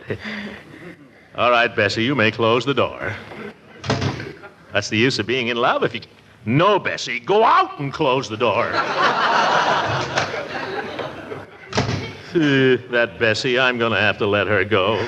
I suppose you're frightfully busy, Throckmorton, but I just had to come down and see you. I'm glad you did, Leela, because I got something for you. For me? Well, for the both of us, for after we're married. Oh, darling, how exciting. Must I close my eyes? Oh, it's nothing like that. As a matter of fact, this is sort of intended to open your eyes. It's a budget. A budget? Uh-huh. A budget for our household. It accounts for every penny. You see? Oh, Throckmorton, you're such a practical man. Well, you have to be practical some of the time, Leela. Now sit down here and let me show you how I work this thing out. Oh, Throckmorton, you're a darling, and I know it's a darling budget, but I'm just not in the mood right now for budgets and all. Do you mind? We got to talk about it sometime. Well, some other time, because right now I've got something much more important to discuss with you. Oh, what's that? Well, we've simply got to decide who you're going to have for your best man. Well, that's all decided. I'm going to get Fibber McGee. Well, that's one of the things I wanted to talk with you about, Throckmorton. I know that you and Mr. McGee were very close. Close?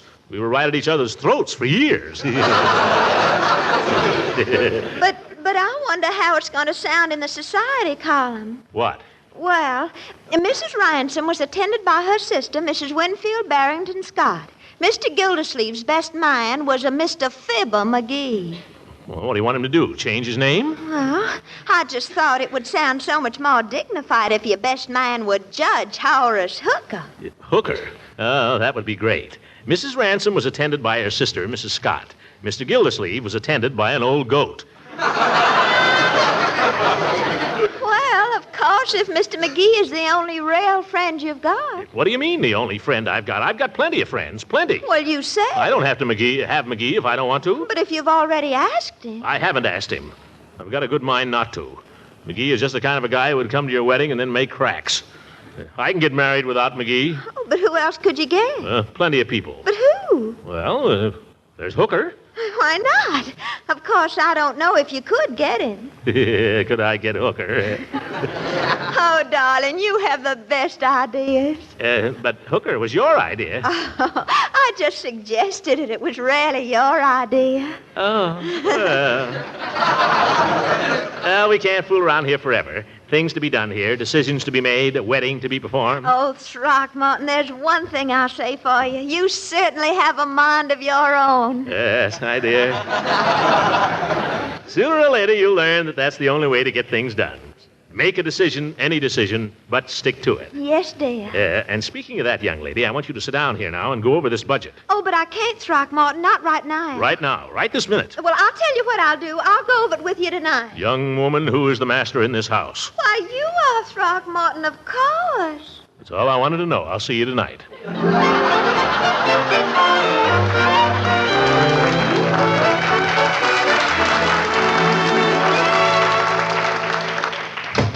Yoo-hoo! Is that you, Unc? Yeah, it's me. I'm glad you're home, Unc. I'm all alone for lunch. Here, let me take your hat. There's going to be a fight at Doyle Stadium tonight, Unc. Buzz Bonanno versus Nosy Wendell. You think you'd like to go? No, Leroy, and for the millionth time, you can't go either. But why, Unc? We've been over this thing before, young man. In the first place... I got the money. Oh, in the second place, you're too young and it keeps you up too late. But I can sleep late tomorrow. Leroy, the discussion is over. Okay. However, there's another matter I'd like to talk to you about before lunch. I trust it'll be a very pleasant talk. Well, do we have to go in your study? Oh, no, we can sit here. Well, it might be pleasant at that. Yes. Sit down, my boy, sit down. Okay. Now, what's eating you? I'm in a good temper, Leroy. Don't fool with it. Oh. Oh, no, sir. I mean, yes, sir. You realize that on June 27th, Mrs. Ransom and I will be married? Gee, that's right. It won't be long now. I sincerely hope you approve of the step I'm taking. Well... We needn't go into it now. What I want to tell you is that after we're married, we're going to Lake Hackmatack for a couple of weeks. Lake Hackmatack? Oh, boy, will we have fun. Leroy, What? I don't like to disappoint you, but you're not going on my honeymoon. Gee, you won't let me go to your honeymoon? You won't let me go to the fights? What an uncle. I'm not going to discuss this any further.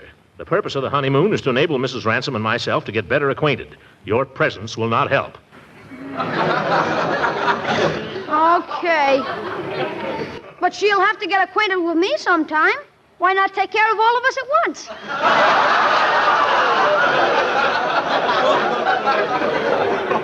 No, my boy. While I'm away with Mrs. Ransom, you'll have a much greater responsibility. Yeah, what? You'll be the man of the house, Leroy. You'll have to protect Marjorie and Bertie. Can I have your pistol? No. Then how am I going to protect them? You won't let me have a gun. You won't let me go to the fights. Leroy, it won't be necessary to protect the household physically. I simply want to rely on you, my boy, to be able to feel that everything is being done just as it would be if I were here. Oh.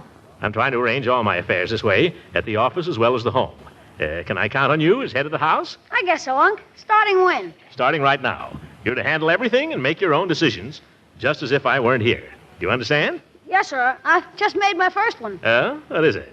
Oh, Bertie, we'll have supper early tonight, please. I've decided to go to the fight. Leroy. And, right now, I'll have a cigar.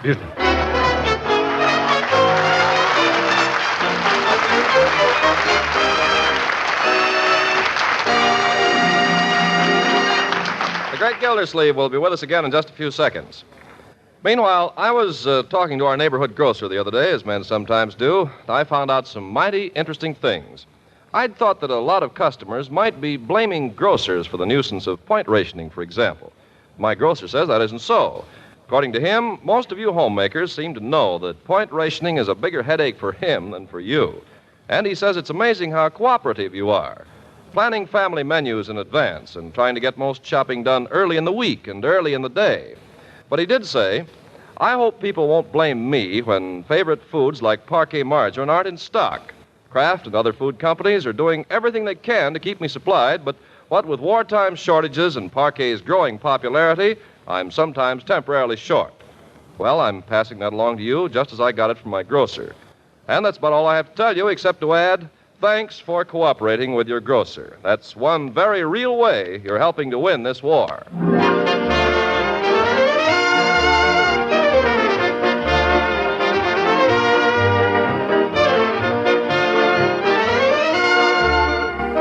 Now let's rejoin the great Gildersleeve. He spent a profitable but unpleasant afternoon paying bills and cleaning out clothes closets. But now, after a good big supper, he's returned to the task of preparing for his honeymoon. More specifically, he's checking over his camping equipment when Ben arrives to take Marjorie to the movies. Well, Mr. Gildersleeve, I see you're going fishing. That's right, my boy. Oiling up the old reel. Listen to this. Sweet, isn't it, huh? Yeah, it sure is. Yeah, look at this rod. Split bamboo, garnet guide rings. Just feel the play in it. Yeah, boy, that's sweet. And to think that a kid with a string and a bent pin can catch just as many fish. Yeah. Who told you that, Leroy? You did. Well, don't you believe it. Ben, have you ever seen my shotgun? Well, no, I don't believe I ever have. Can I look too, Unc? Well, if you'll be careful. Just get this padlock here. There. Isn't that a beauty? Boy, that really is. It's double-barreled. Yeah, I see it is.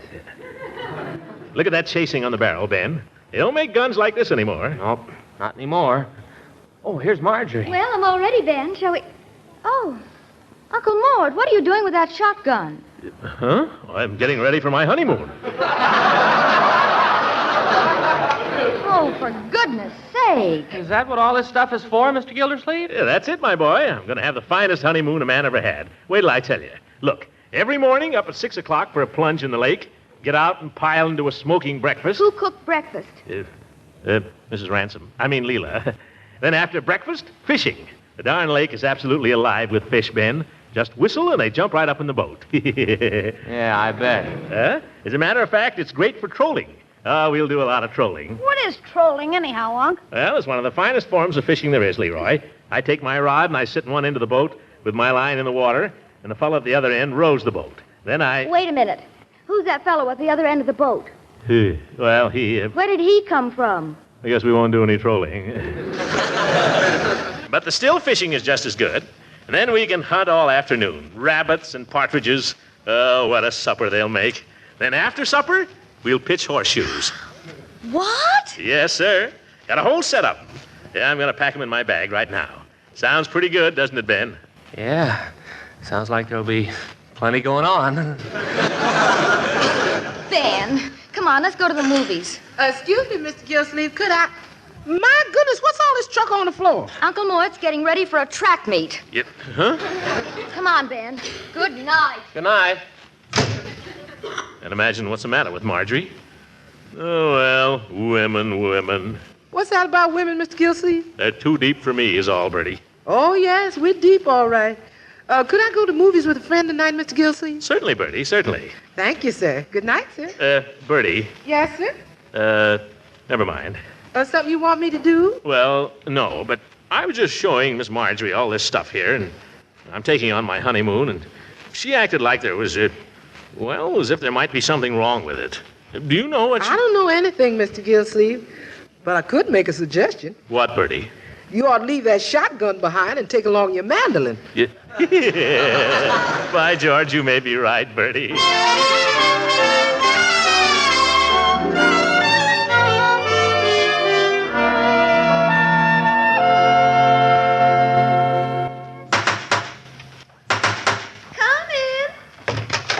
Am I early, Leela? Oh, not at all. Let me take your briefcase. All right. Say, that's a lovely thing you're wearing there.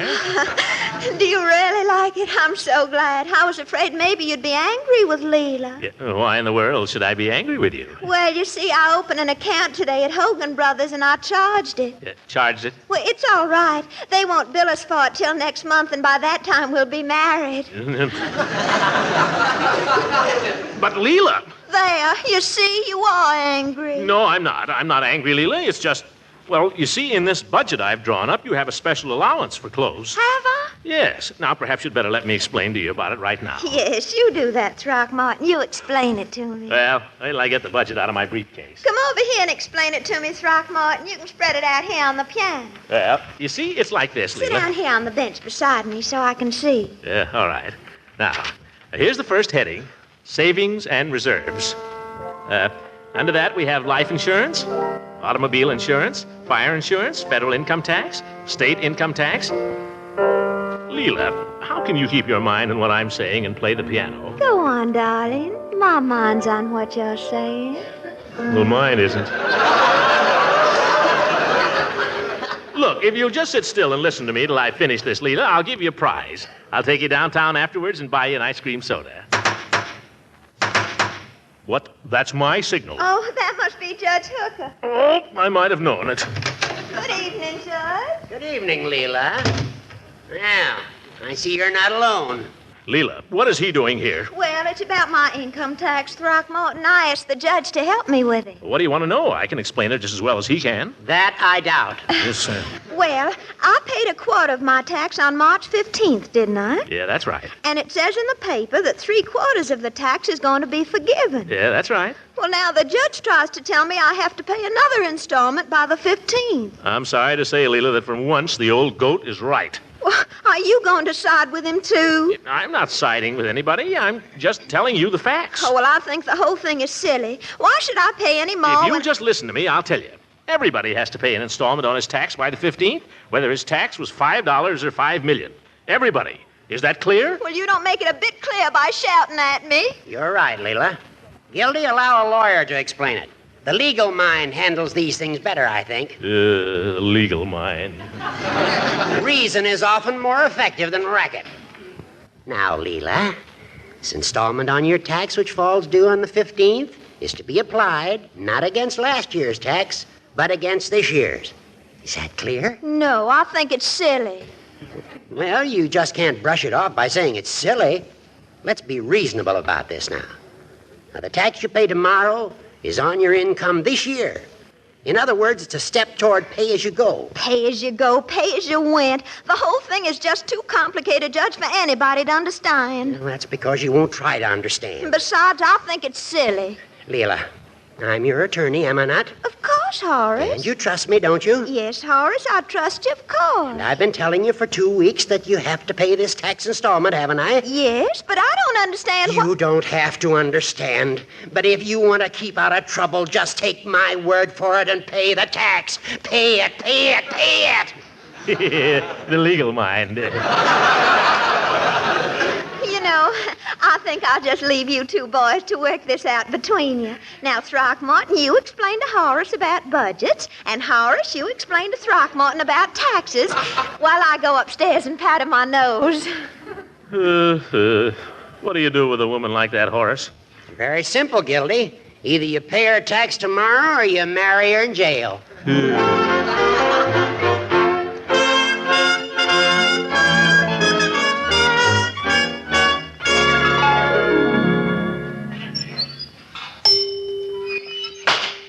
Hello, Mr. Gildersleeve. Well, hello, Peavy. And Mrs. Ransom. Well, I guess it won't be long now before I'll be calling you Mrs. Gildersleeve. Just 2 weeks. Think of that. You want to sit at a table, Leela, or would you rather have your soda at the fountain? Oh, at the fountain is more fun, I think. All right, climb up. You really don't deserve one, you know. Oh, now, Throckmorton. You don't. You didn't keep your promise. What promise? You know what promise. I sit up for 3 nights making up a budget, and you won't even look at it. Oh, Throckmorton, please, not in front of Mr. Peavy. Peavy, take my advice. Never have anything to do with women. Well, that advice comes a little late, Mr. Gildersleeve. About 23 years, in fact. Chocolate soda, did you say? Leela? Yes, chocolate for me. Chocolate for both of us. Chocolate it is. You know, Peavy, you're a sensible man. Tell me, do you and Mrs. Peavy keep a budget? Oh, now, Throckmorton, don't spoil our sodas. But budgets are important, Leela. Aren't they, Peavy? Yes. Mrs. Peavy and I have kept a budget for years. You see? And you stuck to it, too, haven't you, Peavy? Well, no, I wouldn't say that, but we tried. Oh, but what good is a budget? It only makes you sad. Oh, you tell her, Peavy. I've tried everything. Well, you take Mrs. Peavy and myself. Without a budget, we could go broke and never know it.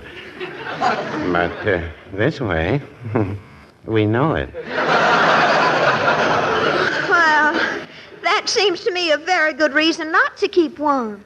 Well, a budget has other uses. Now, for example, I can take out my budget for 1923. That was the year we drove to Old Point Comfort. You save them that far back? I've kept a record of every cent I've ever spent. And I can look up there under August 18th, 1923, and see that on the morning we started out, I bought 4 quarts of oil at 38 cents a quart. A little farther on, I spent $1.50 to get a blowout repaired. And then so much for lunch, and in the afternoon, 10 gallons of gasoline and another quart of oil. It brings back memories. Well, that's been going on for 23 years, and Mrs. Peavy has never complained? Well, no, I wouldn't say. Yes, I will, too. As long as we've been married, I've never known Mrs. Peavy to do any real complaining. You see, Leela, people can be happy on a budget. Tell me, Mr. Peavy, what's it like to be married 23 years? Well, it's pretty nice. By that time, you and your wife have gone a lot of places together, and you've learned to like the same things, and you have a lot of little private jokes, and it's kind of restful and nice. Of course, I've been fortunate. Mrs. Peavy is 1 in a million. I don't believe she's ever had a thought for herself, or for anyone but me. That's the way it should be, Peavy. That's the way it should be. Throckmorton, I'd like to go now, if you don't mind. But, Leela, you haven't touched your soda. I know. I really don't care for it. Do you mind? Of course not, darling. If you don't feel like it, I'll just finish mine.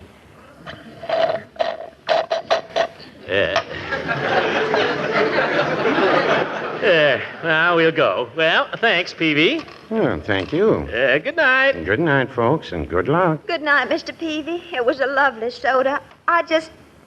And that's all right, Mrs. Ransom. Good night.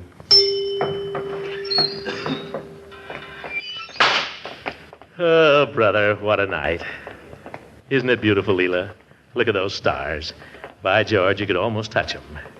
The night was made for love. The night was made for... Leela, what's the matter? Oh, Throckmorton, I'm so ashamed. Shamed? Shamed of what? I haven't been very nice to you. I really haven't. I've been selfish. Oh, no, you haven't. I have, when you've worked so hard to please me, too. Oh, Leela, you mustn't be sad. Not on a beautiful romantic evening like this. Look at all the pretty stars. You see? They're winking at you. Go on, little stars, wink at Leela. Oh, Throckmorton, you're sweet. Huh? And from now on, I'm going to try to be a different girl. I truly am. From now on, I'm going to be nice to you and just do everything you say. From now on? From now on. Beginning right now? Beginning right now. Yeah. Come here, young lady. No, Throckmorton, before we do another thing, you and I are going to go home and go over that budget. What? Come on. Leela, wait a minute. Can't you take a joke? Hang the budget. Leela!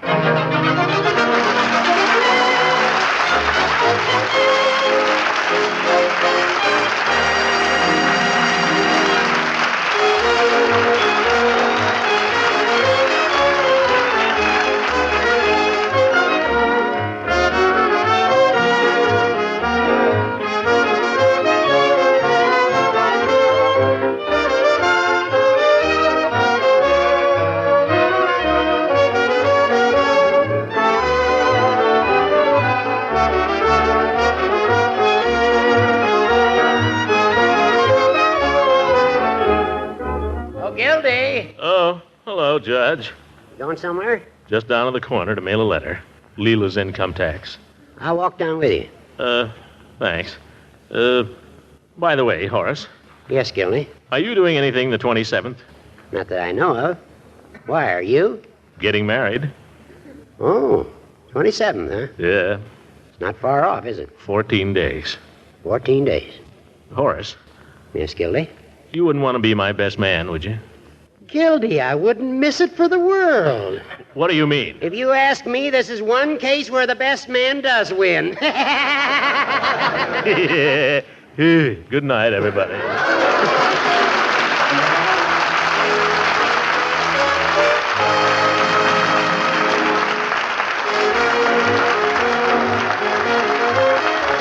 Music heard on this program was under the direction of Claude Sweet. This is Ken Carpenter speaking for the Kraft Cheese Company and inviting you to listen in again next Sunday for the further adventures of the Great Gildersleeve.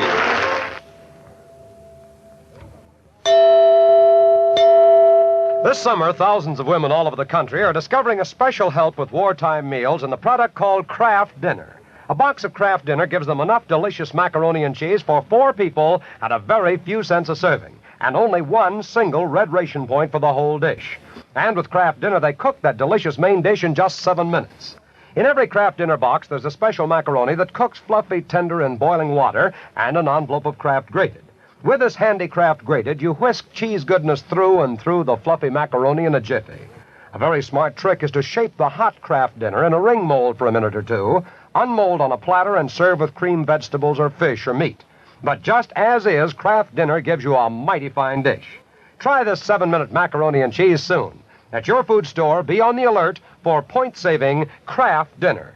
And from 81 years ago, June 13th, 1943, Harold Perry as the Great Gildersleeve. Tomorrow, Bob Hope in the Screen Directors Playhouse production of Ghost Breakers, Fibber McGee and Molly, Groucho Marx and You Bet Your Life, My Friend Irma with Marie Wilson, and another episode of Claudia, which so many of you said you really enjoy that show.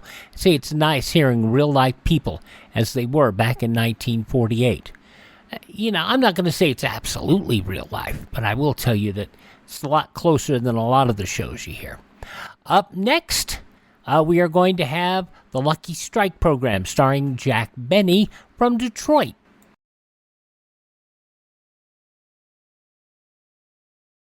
Maybe you're about to hit the jackpot. Maybe you're on the point of inheriting $500,000 or finding oil.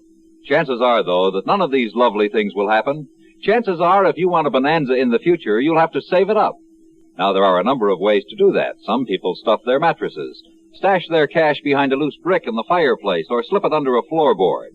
None of these methods make sense because money so stored isn't making a cent for you. Not only that, it may get lost or stolen. Wouldn't you rather your savings made more money for you? Wouldn't you rather have them theft-proof, loss-proof in every way? Of course you would. And you can the United States Savings Bond way. Through the payroll savings plan where you work or the bond-a-month plan where you bank. $3 will get you 4 on maturity every time. Nicest thing of all, it's literally impossible to lose your money. If baby shreds your bonds into confetti and drops them out the window, you can recover your cash plus interest in United States Savings Bonds. We continue with more classic radio theater with Wyatt Cox and an episode of the Jack Benny program. This goes back 76 years, June 13th, 1948, from Detroit. Could you imagine if you tried to do a show like this in Detroit today? They'd probably steal Don Wilson. The Jack Benny program, presented by Lucky Strike.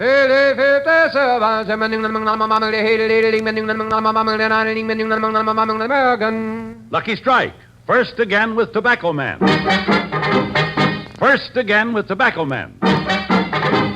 More independent tobacco experts smoke Lucky Strike regularly than the next 2 leading brands combined. Yes, more than the next 2 leading brands combined. A recent impartial survey reveals the personal smoking preference of tobacco men, auctioneers, buyers, and warehousemen. This survey shows Lucky Strike first again with tobacco men. First again with Tobacco Men. First again with the men who can see the makers of Lucky Strike consistently select and buy that fine, that light, that naturally mild tobacco. So light up a Lucky. Puff by puff, you'll see. LSMFT. LSMFT. Lucky Strike means fine tobacco. And in a cigarette, it's the tobacco that counts. So for your own real, deep-down smoking enjoyment, smoke the smoke Tobacco Expert Smoke. Lucky Strike. First again with Tobacco Man. Lucky Strike.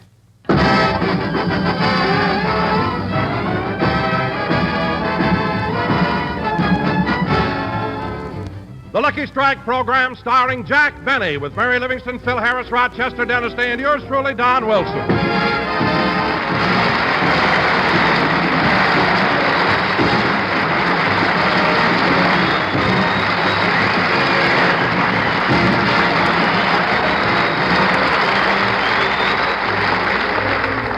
Ladies and gentlemen, tonight we're broadcasting from Detroit, Michigan, the automobile capital of the world.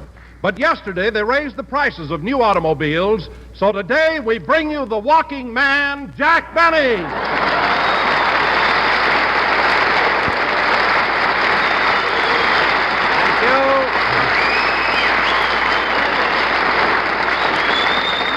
Thank you. Hello again. This is Jack Benny talking. And, Don, you're right. I haven't got a new car, but it's not that I haven't tried. You see, there's still an awful shortage. Oh, that's right, Jack. It's almost impossible to get a new car. You're not kidding, Don. This morning I saw Kaiser and Fraser. They were both riding bicycles. And that hyphen between their name was on roller skates. But, gee, I'd give anything to pick up a new car here. Well, Jack, I'm quite sure I can help you get one. How? Well, I don't like to brag, but I carry quite a bit of weight in this town. Well, I wish you... Don, would you mind repeating that? I said, I carry quite a bit of weight in this town. Don, you carry... No, I won't say it. I won't say it. No, we were number one in the Hooper last week. Why take any chances? Anyway, Don, thanks for offering to help me, but I'm not sure I'd like to get one of the latest model cars. They're so revolutionary. You know, no cranks in front or anything. Really. And another thing, they've made so many radical changes in the designs. Have you seen the rear end of the new Cadillac? Yes, why? It looks like two salmon swimming upstream to spawn.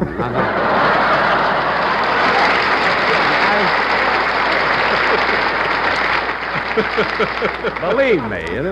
Well, anyway, Jack, I'm glad we finally took this trip to Detroit. You know, I've needed a new car for 3 years, and I'm going to get it now. Well, Don, if you needed a car so badly, why didn't you get it back in Hollywood? I mean, why did you have to come to Detroit? For a fitting. Oh, yes, Don. Yes, I forgot. You do need a new car. Your old one is a little tight around the luggage compartment. Maybe you can let out the fenders, you see. And oh, hello, Mary. Hello, Jack, Don. Hello, everybody.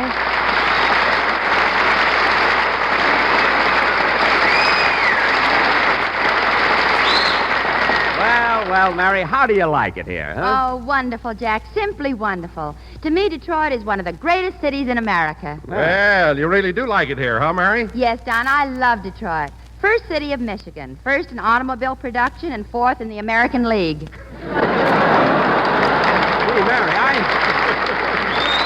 Mary, I didn't know you were interested in baseball. Well, I am. And, Jack, the other day I went out to Briggs Field, and I've got some bad news for you. What is it? Greenberg isn't on third anymore. I must tell my writers. They think Ty Cobb is still out in left field there. Mary, have you seen many other things here in town? Oh, yes, Don. One of the places I visited was the Ford factory. You know, Ford sponsors Fred Allen. Gee, I can't understand it. A progressive company like Ford going back to the Model T.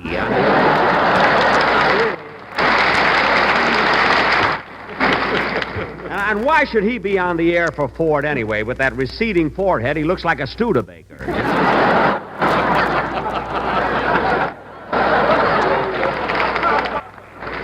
Jack, why don't you stop picking on Fred and admit that he's a very good comedian? Oh, he is. He's a very good comedian.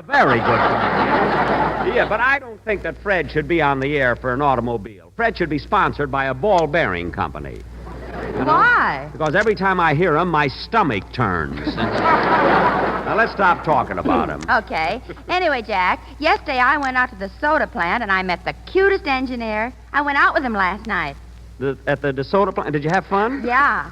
But you know, it seems that everyone around here is always thinking and talking in terms of automobiles. What do you mean, Mary? Well, this fellow took me out in the park, and we sat down on a bench in a dark corner. Then he looked into my eyes and said, "Honey, do you know you have the nicest, shiniest pair of headlights I've ever seen?" No. Yes. Then he looked at my lips and told me I had a great paint job. What technique? And then he put his finger on my nose, pushed a little, and was awfully disappointed when my hat didn't go up. Gee. Then he kissed me, and it did. Well, he kissed you. It serves you right going out with a strange man. Oh, Jack, I was properly introduced to him. And anyway, the only reason I went out with him is because I thought he might help me get a new DeSoto. No such luck. Oh, say, Mary, maybe I can help you get a car here in Detroit. Oh, Don, that would be wonderful. Do you think you can do anything? Certainly. I carry quite a bit of weight in this town. Well, Don, I'd like... Wait a minute.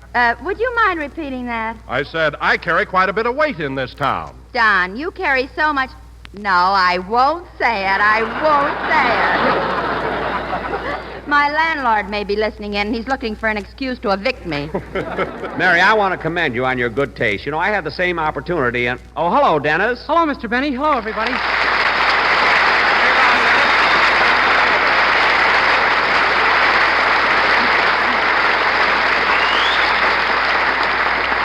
Gee, I'm glad you made it on time, kid. You know, I haven't seen you since we arrived in Detroit. Well, that's right, Dennis. What have you been doing with yourself? Oh, I've been spending most of my time in my hotel room. Have you got a nice place? Oh, it's all right. I got a room with hot and cold running. Hot and cold running water? I don't know. There isn't any bathroom. Dennis, you mean you're staying in a room with no water? Uh-huh.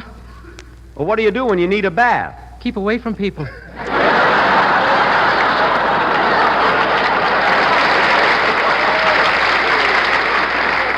You take him, Don. Somehow he seems to tire me. I don't know. Okay, tell me, Dennis, are you staying at the Book Cadillac Hotel? Oh, no, that's too expensive for me. Well, where are you staying? At the Book Chevrolet. Now cut that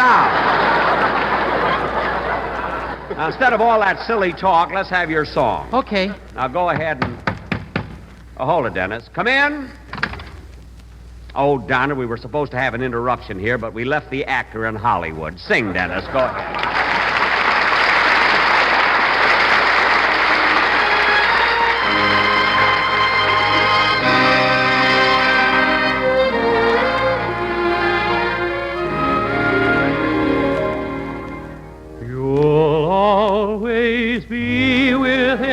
Heart of mine, Mama Kushla, Mama Kushla, you'll always be there.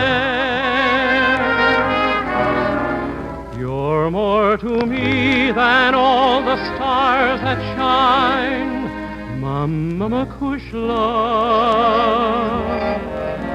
You are the answer to my every prayer.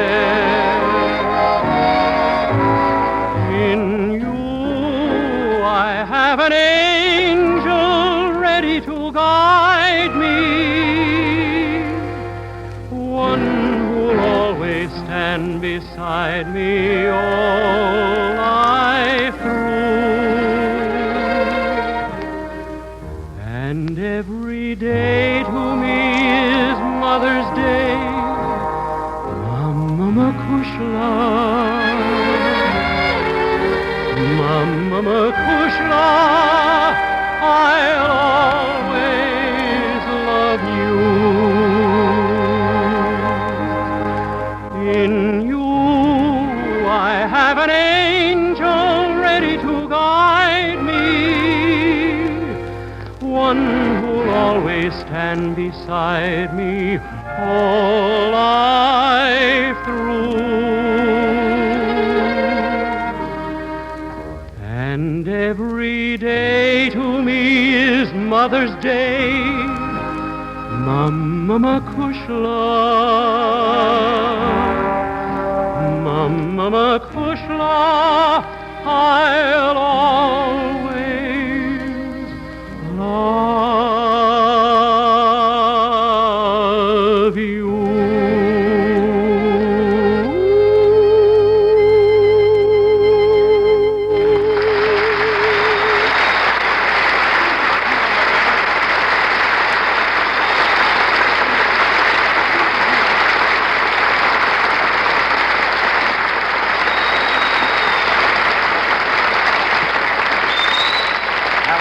Day singing his latest RCA Victor recording, Mama McCushlin. Very good, Dennis. By the way, kid, I meant to ask you, how'd you like the train trip from Hollywood to Detroit? Not so good. I shared a compartment with Phil Harris, and I couldn't sleep a wink.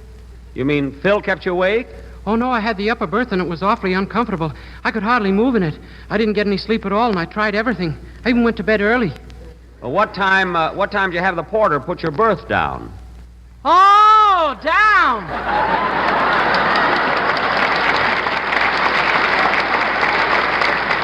Oh, nuts! You must have been pretty tired on the train, Dennis. I was. I'd wake up in the morning, and my eyes would be just as red as Phil's, and I didn't have half the fun.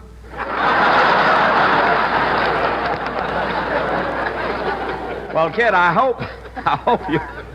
hope you're getting enough sleep now that you're here in Detroit. No, I'm in a pretty terrible hotel. I'd like to get rooms at a decent place, but they're all booked up. Could you help me get a room, Mr. Benny?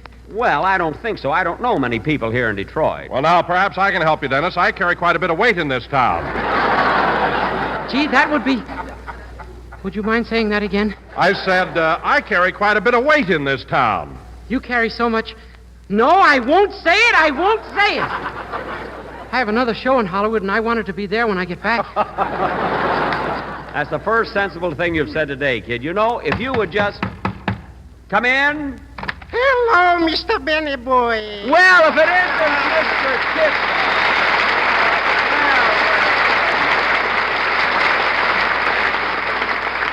Mr. Kitzel, what are you doing here in Detroit? Well, I came here to show something to the automobile manufacturers. I have the most wonderful automobile. Really?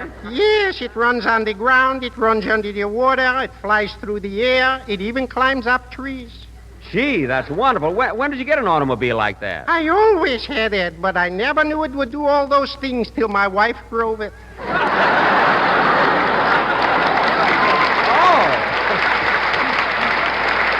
Oh, I see. Is it a brand new car, Mr. Kitzel? No, It's an old car. It's a Rolls Canardly. A Rolls Canardly? Yes, it rolls down one hill and can hardly get up the next.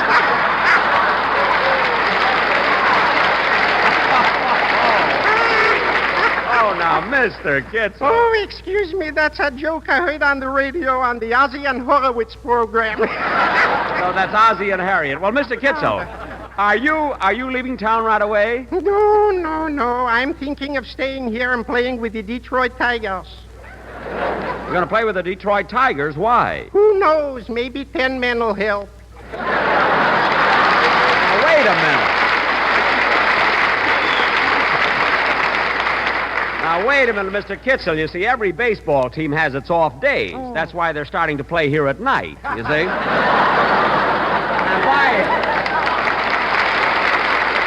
And by the way, Mr. Kitzel, before you leave town, I want you to come over and see my stage show. You know, we're playing here at the Fox Theater this week. Phil Harris, Rochester, the Sportsman Quartet, and Marilyn Maxwell. Yeah, I know. I saw it the first day I got into town. And that Marilyn Maxwell, if you'll pardon the expression, hoo. Oh, she certainly is beautiful, isn't she? Yes, and what a shape. This is the first Maxwell I ever saw with a body by Fisher. Well, she'll really appreciate the compliment, Mr. Kitzel. I'll tell her when I see her. And it was nice of you to drop in to see my stage show. Well, I've seen it 9 times already since I arrived here in town. Well, 9 times. Yes, tonight I hope I can get a room. Well, maybe after the show I can help you, Mr. Kitzel. Oh, thank you, Mr. Benny Boy. Goodbye. Goodbye, Mr. Kitzel.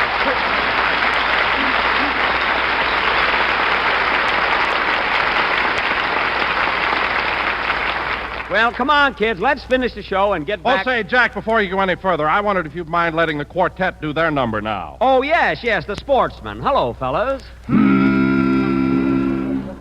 Jack, the quartet's going to Cleveland with you, aren't they? Yes, we opened at the Palace Theater in Cleveland Friday. Well, Jack, they want to know if they can leave right after your Cleveland engagements. You see, they've got to go to Philadelphia to sing at the Republican convention. Oh, how come they're only singing at the Republican convention? The Democrats have Margaret. Oh, yes. Well, Well, Don, is that all they're going to do? Is that all they're going for? Just No, they're going to be delegates, too. Delegates? Well, that's interesting. Who are they going to vote for? Say, I never thought to ask them. Say, fellas, who are you going to vote for? The man that we'll vote for is F.B. Boone. He sells cigarettes morning, night, and noon. About him we are wild. He's so round and so firm and so naturally mild. The man that he works with is Speedy Riggs. From golden tobacco they make Betty's wigs. While they're planting, they'll be chanting. You can hear them from Mobile to Scranton. Oh, yes, indeedy, our vote goes to Speedy and Boone. Oh, L-S-S-S-S-L-S-S-S-S-M-F-F-F-T and four. Oh, boys, and no tobacco say that Lucky Strikes the cigarettes not here in Detroit. So round and firm and fully. No, boys, we're guests here. Yes, and quality of product is essential to continuing not your here. success. Wait a minute, boy. Wait a minute.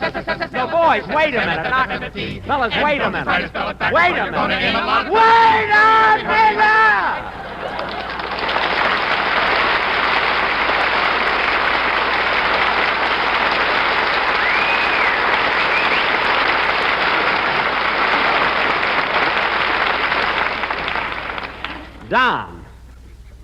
Don. Bonus built boy. I mean, how can you let them do that to me? Well, Jack, it's your own fault if the quartet upset you. Why'd you bring them along on the trip? Anytime I can get 4 of anything for the price of 1, I take it. That's why I hired you, too.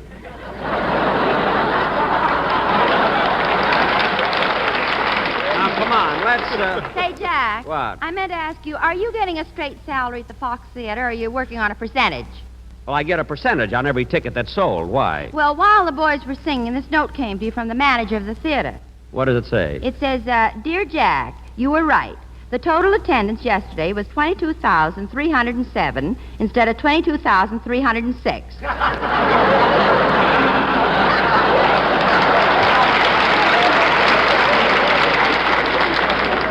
How you can count with that spotlight in your eyes, I'll never know.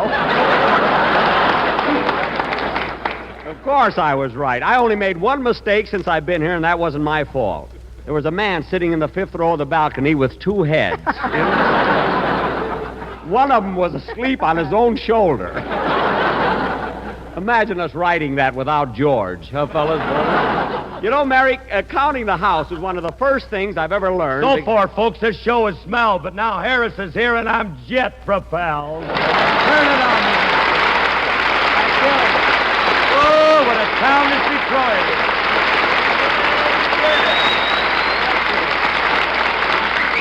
Ladies and gentlemen, for the benefit of the few of you who haven't been blown out of your seats, this is Whispering Jack Smith. Hello, Phil. Hiya, Jackson Dennis. Hello, Livy. Lovely Livy. Oh, look at that streamlined chassis with those beautiful accessories. Hello, Phil. I know it's silly to ask you, but have you been enjoying yourself here? Love it, Livy, love it. You know, Detroit's a great town, and just think, this big city, all these millions of people, all these big factories, these thousands of workers, none of them would have been here today if Marconi hadn't invented the automobile. Phil, for your information, Marconi didn't invent the auto, he invented radio. Oh, yeah. Yeah, that's right. Imagine me making a mistake like that when I know so much about inventors. Oh, fine. Well, if you don't believe me, go ahead. Ask me any question you want to about them inventors. Okay, who invented the electric light? Edison. Pretty good.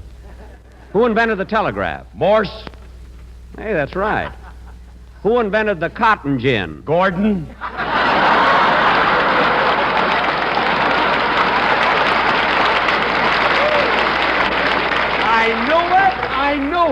I knew it couldn't last. Well, listen, Jackson, if you think that's bad, you should hear what Remley did. He's been waiting for years to come here and get a car so it would be F.O.B. Detroit. What's wrong with that? He thinks F.O.B. means full o' bourbon.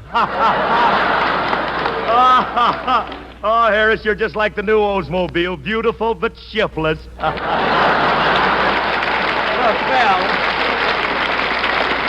Phil, you can save those jokes for our stage show. If the people don't like them there, you know, they can walk out. Here, we got them trapped. Hey, wait a minute. That reminds me. Look, Jackson, I got a squawk about my billing coming at that theater. Why, what's the matter, Phil? Plenty's the matter. I took pictures of the marquee and my name ain't even on it. Now, here. Look. Let's see. Fox Theater now showing Jack Benny and... Oh, for heaven's sake, Phil. Look, here it is, right on the second line. Philharris. Phil Harris. Oh, is that what that spells? Yes, and listen, while we're talking about... Say, Mr. Benny, you want to see something funny? Huh? Put your finger on my nose and push. What? Put your finger on my nose and push. Okay, there. Dennis, what happened? Yesterday I was going through one of the automobile factories and my head got caught in the assembly line.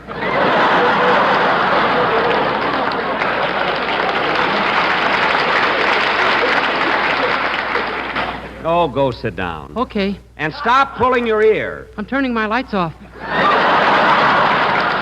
Oh, be quiet. Now, Phil, getting back to our vaudeville show, I got a couple of complaints to make, too. Such as what? Such as when you do that love scene with Marilyn Maxwell. When you kiss her, why do you have to kiss her so long? Listen, Jackson, you ain't paying the girl nothing. Let her have some fun. You think kissing you is fun, huh? Certainly you don't think I hung on to Alice with just my lousy music, No. Well, look, Phil, let's not discuss your love life. I'm talking about our vaudeville show. Another thing, I don't like the way you deliver some of your jokes. You're pressing too hard. Okay. I'll watch it, Jackson. You know more about that than I do. And don't make such a slow exit after your number. Get off the stage fast. It'll help your applause, you see? Okay, I will. You know more about those things than I do. And another thing, I think your tempo is much too fast when you sing, That's What I Like About the... Now, hold it, Dad. Hold it.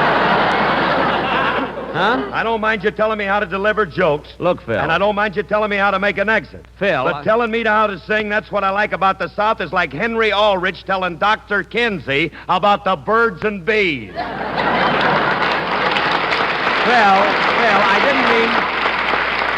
I didn't mean to offend you. Anyway, Jack's right, Phil. I don't think your band sounds good. Well, I know it don't, but it ain't my fault, Liv.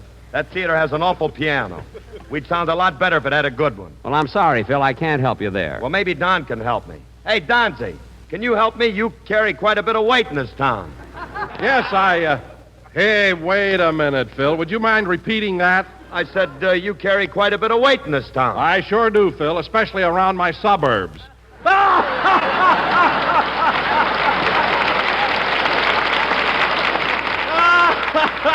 Oh, Wilson, you may take up half the stage, but you're worth it. Yeah.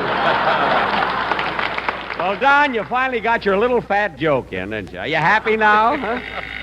Oh, there's the phone. I'll get it. Hello? Hello, Mr. Benny. This is Rochester.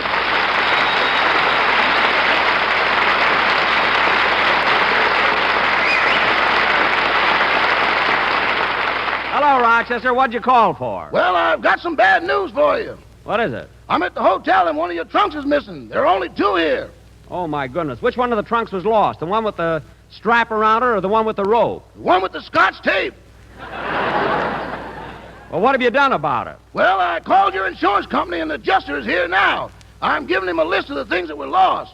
First, your blonde toupee with the cowlick. My blonde toupee?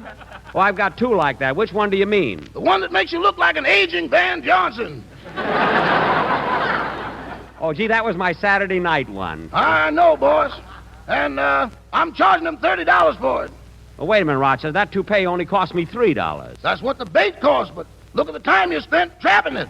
Well, I consider that a sport. Now, what else was lost, Rochester? One electric iron, soap, starch, bluing, and laundry tickets. Gee, that's too bad. Well, boss, I'm kind of glad we lost all that laundry stuff, especially now that we're traveling and have no washing machine. Why? I get awful tired sitting in a bathtub full of clothes and kicking my feet.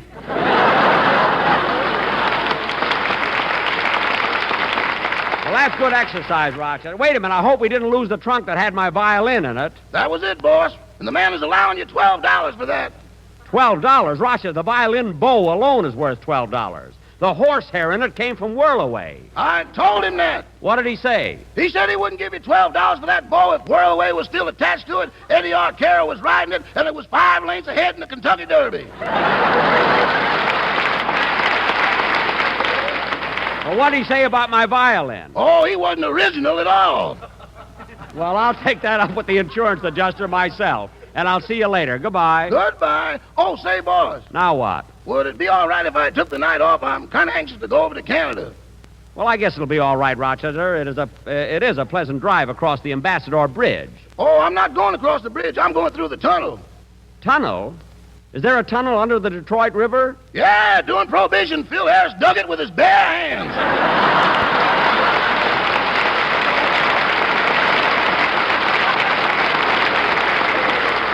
Oh, yes, I remember he bit his way through the last 2 miles of it. Goodbye, Rochester. Goodbye. I never saw anybody like Rochester. Every time I leave town, he loses something.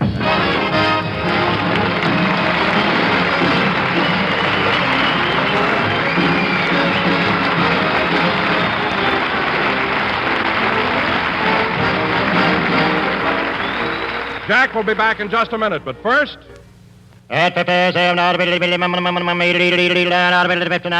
American. Lucky Strike. First again with Tobacco Man. First again with Tobacco Man. More independent tobacco experts smoke Lucky Strike regularly than the next 2 leading brands combined. Yes, more than the next 2 leading brands combined. Lucky Strike. First again with Tobacco Man. That's what a recent impartial survey shows. Now, listen to what Mr. Ray Oglesby, 17 years of tobacco auctioneer, recently said. At thousands of auctions, I've seen the makers of Lucky Strike buy fine, ripe tobacco. The kind of tobacco you can't beat for smoking enjoyment. I've smoked Lucky's 17 years. So light up a Lucky. Puff by puff, you'll see. LSMFT. LSMFT. Lucky Strike means fine tobacco. So round, so firm, so fully packed, so free and easy on the draw. So smoke the smoke tobacco experts smoke. Lucky Strike. First again with Tobacco Man. Lucky Strike. Ladies and gentlemen, I want to thank everybody for being so nice to us here in Detroit, and we'll be at the Fox Theater till Wednesday. So come in and let Jack count you. Yeah. And we hope to see all our friends in Cleveland when we open at the Palace Theater Friday. And next Sunday, we'll be broadcasting from the Carter Hotel in Cleveland, Ohio. Now, let's see, what else? Oh, Jack, a note just came from your room clerk at the hotel where you're staying. The room clerk, what does it say? It says that, Dear Mr. Benny, I took the matter up with the manager, and he says the price of your room cannot be reduced, as no one asked you to launder the bed linen yourself.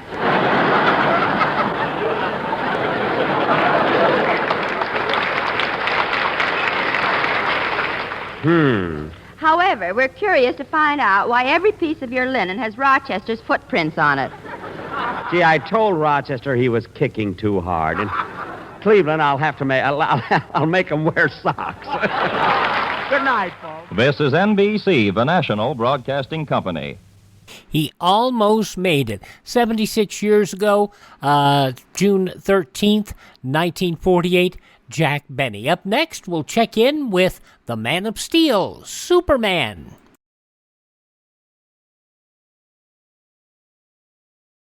We are the vocal parents of the local PTA. We're gathered here because we fear that 10 years from today, the younger generation of a growing population will look to us for leadership, will look at us and say, we have no alma maters, with or without swimming pools. We have no alma maters, because we have no schools. Our children are growing faster than our schools. And 10 years from today, conditions may become desperate unless we do something about it now. If you'd like to do something constructive about it now, write to Better Schools, 9 East 40th Street, New York 16, New York. We can have the schools we need 10 years from today. Now on Classic Radio Theater with Wyatt Cox, we wrap up this Thursday edition with an episode of The Man of Steel, Superman, being portrayed by Bud Collyer and Jimmy Olsen there as well. being portrayed by the fellow who played Homer Brown in the Aldrich Family, Jackie Kelk. And this is from 83 years ago today, June 13th, 1941, the continuing story of Dr. Deutsch and the radium mine. Presenting the transcription feature, Superman. Look, up in the sky. It's a bird. It's a plane. It's Superman. Yes, it's Superman, strange visitor from the planet Krypton, who came to Earth with powers and abilities far beyond those of mortal men. Superman, who can leap tall buildings at a single bound, race a speeding bullet to its target, send steel in his bare hands, and who, disguised as Clark Kent, mild-mannered reporter for a great metropolitan newspaper, fights a never-ending battle for truth and justice. And now to our story. Roaring out to sea in one of Dr. Deutsch's radio-controlled seaplanes, Clark Kent, Jimmy, and Jimmy's dog Storm have finally managed to escape from mysterious Volcano Island. Professor Browning, whom Deutsch had brutally forced to operate his radium plant, is in the plane with them, almost unconscious from the bullet wound he received during the struggle for possession of the plane. The plane they are on is headed for a boat waiting 10 miles off the coast, a boat mysteriously ordered by Deutsch. As the giant ship hurtles through the sky, Kent wonders what will be waiting for them. Listen. Gosh, Mr. Kent, it'll be dark soon, and we've been flying a long time. Do you think we're almost there? I think so, Jimmy. You better go back into the rear compartment and see how the professor's getting along. I'll watch for the boat. Okay, Mr. Kent. Professor Browning seems awfully restless, coughing and mumbling in his sleep. Well, he's had a tough time of it. I hope we can get him to the mainland soon. Too bad we can't even make the professor comfortable. There aren't even enough seats in this ship. Now, this is a cargo plane. Not designed to carry passengers. Deutsch probably never used it for anything but to ship his radium. 12 ounces? I could carry that in my pocket. Oh, no, you couldn't. Radium is packed in quarter grams.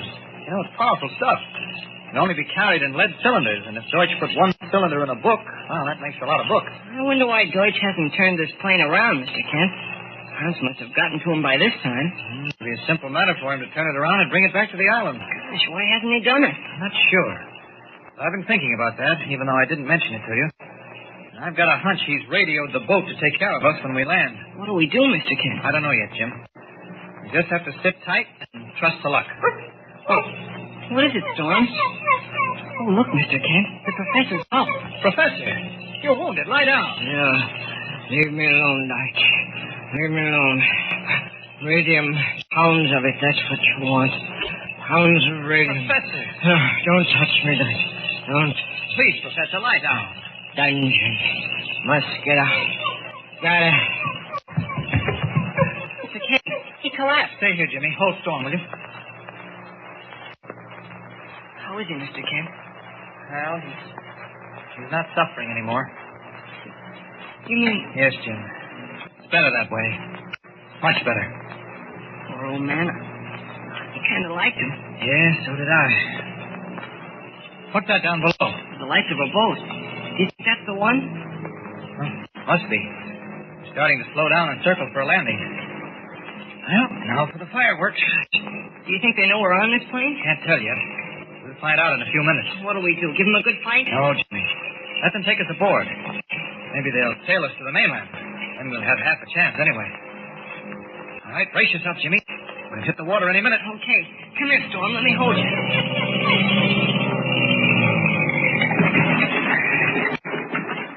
Look, two men are pulling away from the boat in a dinghy. Must be members of the crew, Jimmy. Gee, sure are tough-looking birds. Don't you worry. They don't know we're on board. We've got the jump on them. Do you suppose Hans and Deutsch have warned them to expect us? Somehow I don't think so, Jim. The moon is bright enough so I can see from here they're not armed. If they're expecting to find anything except a cargo full of radium-loaded books, they carry guns. Gee, I hope you're right. All right, now listen carefully, Jimmy. We'll hide in this compartment in the tail of the plane. As soon as they both get in, we'll rush them. All right, come on now. Into this compartment. All right, keep it steady, Joe, while I climb up on the wing. I'll hand the stuff over to you. Okay, I got it. For the love of... Hey, something's fishy. What do you mean? The plane's clean empty. Go on, you bet. All right, come up and see for yourself, wise guy. Well, I'll be... This don't make sense. If the supposed to be a load of books on Sure, same as the other times. It sounds like a dog. Look out, here he comes. Kick him in the teeth, Bill. Hey, don't you kick him. Look, it's a kid and a big guy. All right, try and stop this one, mister. Oh, get it. Look out behind you, Mr. Kent. There, that'll hold you for a while. Gosh, Mr. Kent, you've knocked them both cold. Did I? Well, I guess they both stepped right into my wild punches. All right, come on now, Jimmy. Help me lower them into the dinghy. I'll get in first. All right. All right, Jimmy. Roll him over. Okay, I got it. There. Now, next one. That's it. There now. Okay, come on, Jimmy. Jump for it. Storm's here with me. Here I come. Attaboy. Gosh, Mr. Kent, you're almost as strong as Superman. Oh, nonsense, Jimmy. Here, quickly, give me the oars. Here they are. Good thing it's dark. Maybe we'll be able to get on board without the rest of the crew seeing us.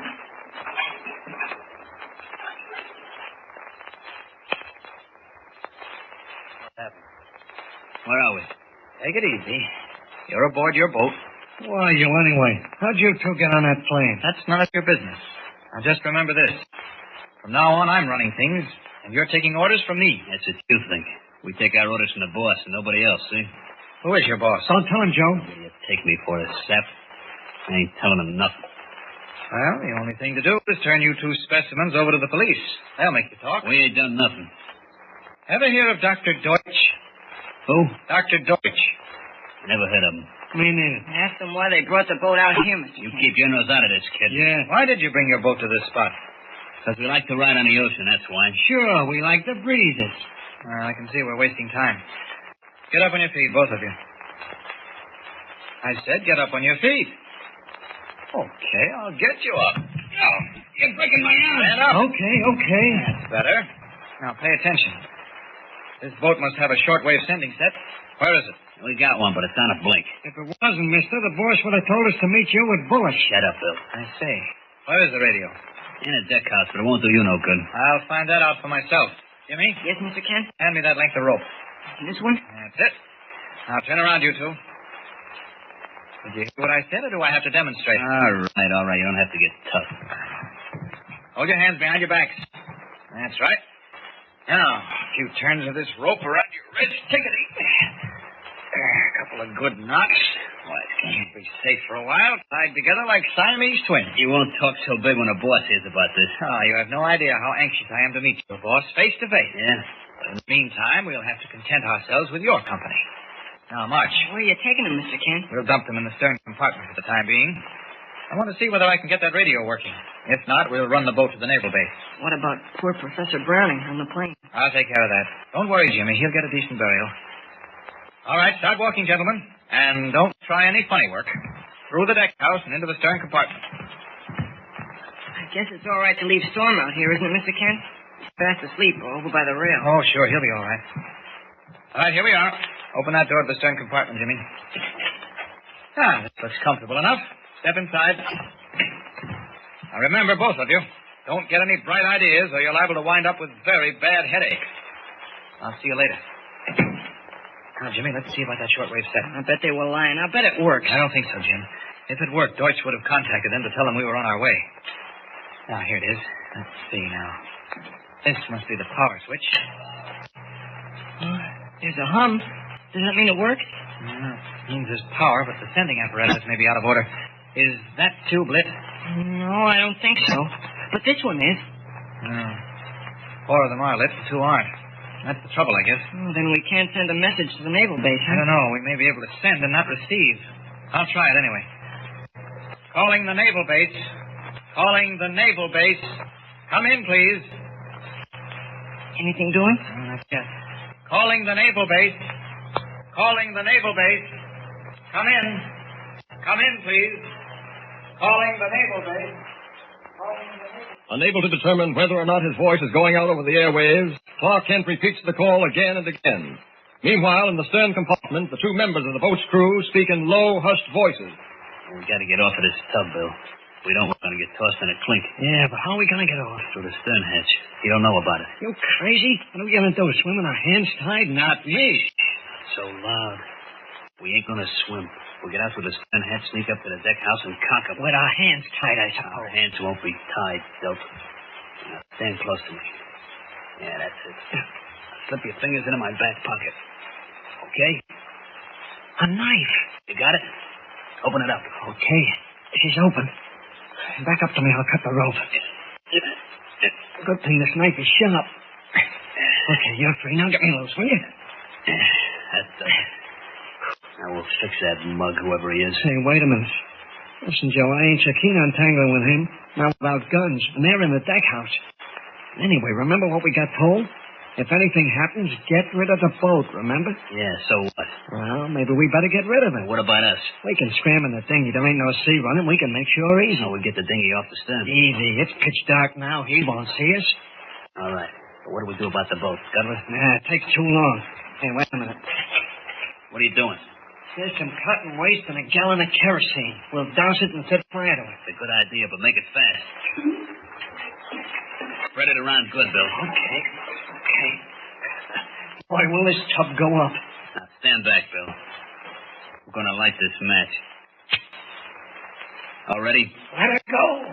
Right.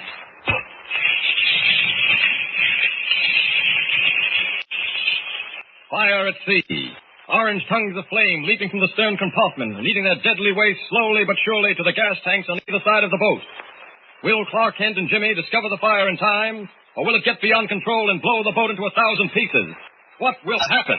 Don't forget, tune in again for the next thrilling episode with Superman.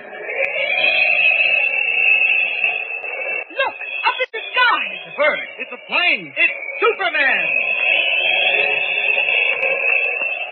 From 83 years ago, June 13th, 1941, Superman here on Classic Radio Theater with Wyatt Cox. And Superman will be back, and I believe that's going to be right. See, this is Thursday, right? Be back on Sunday.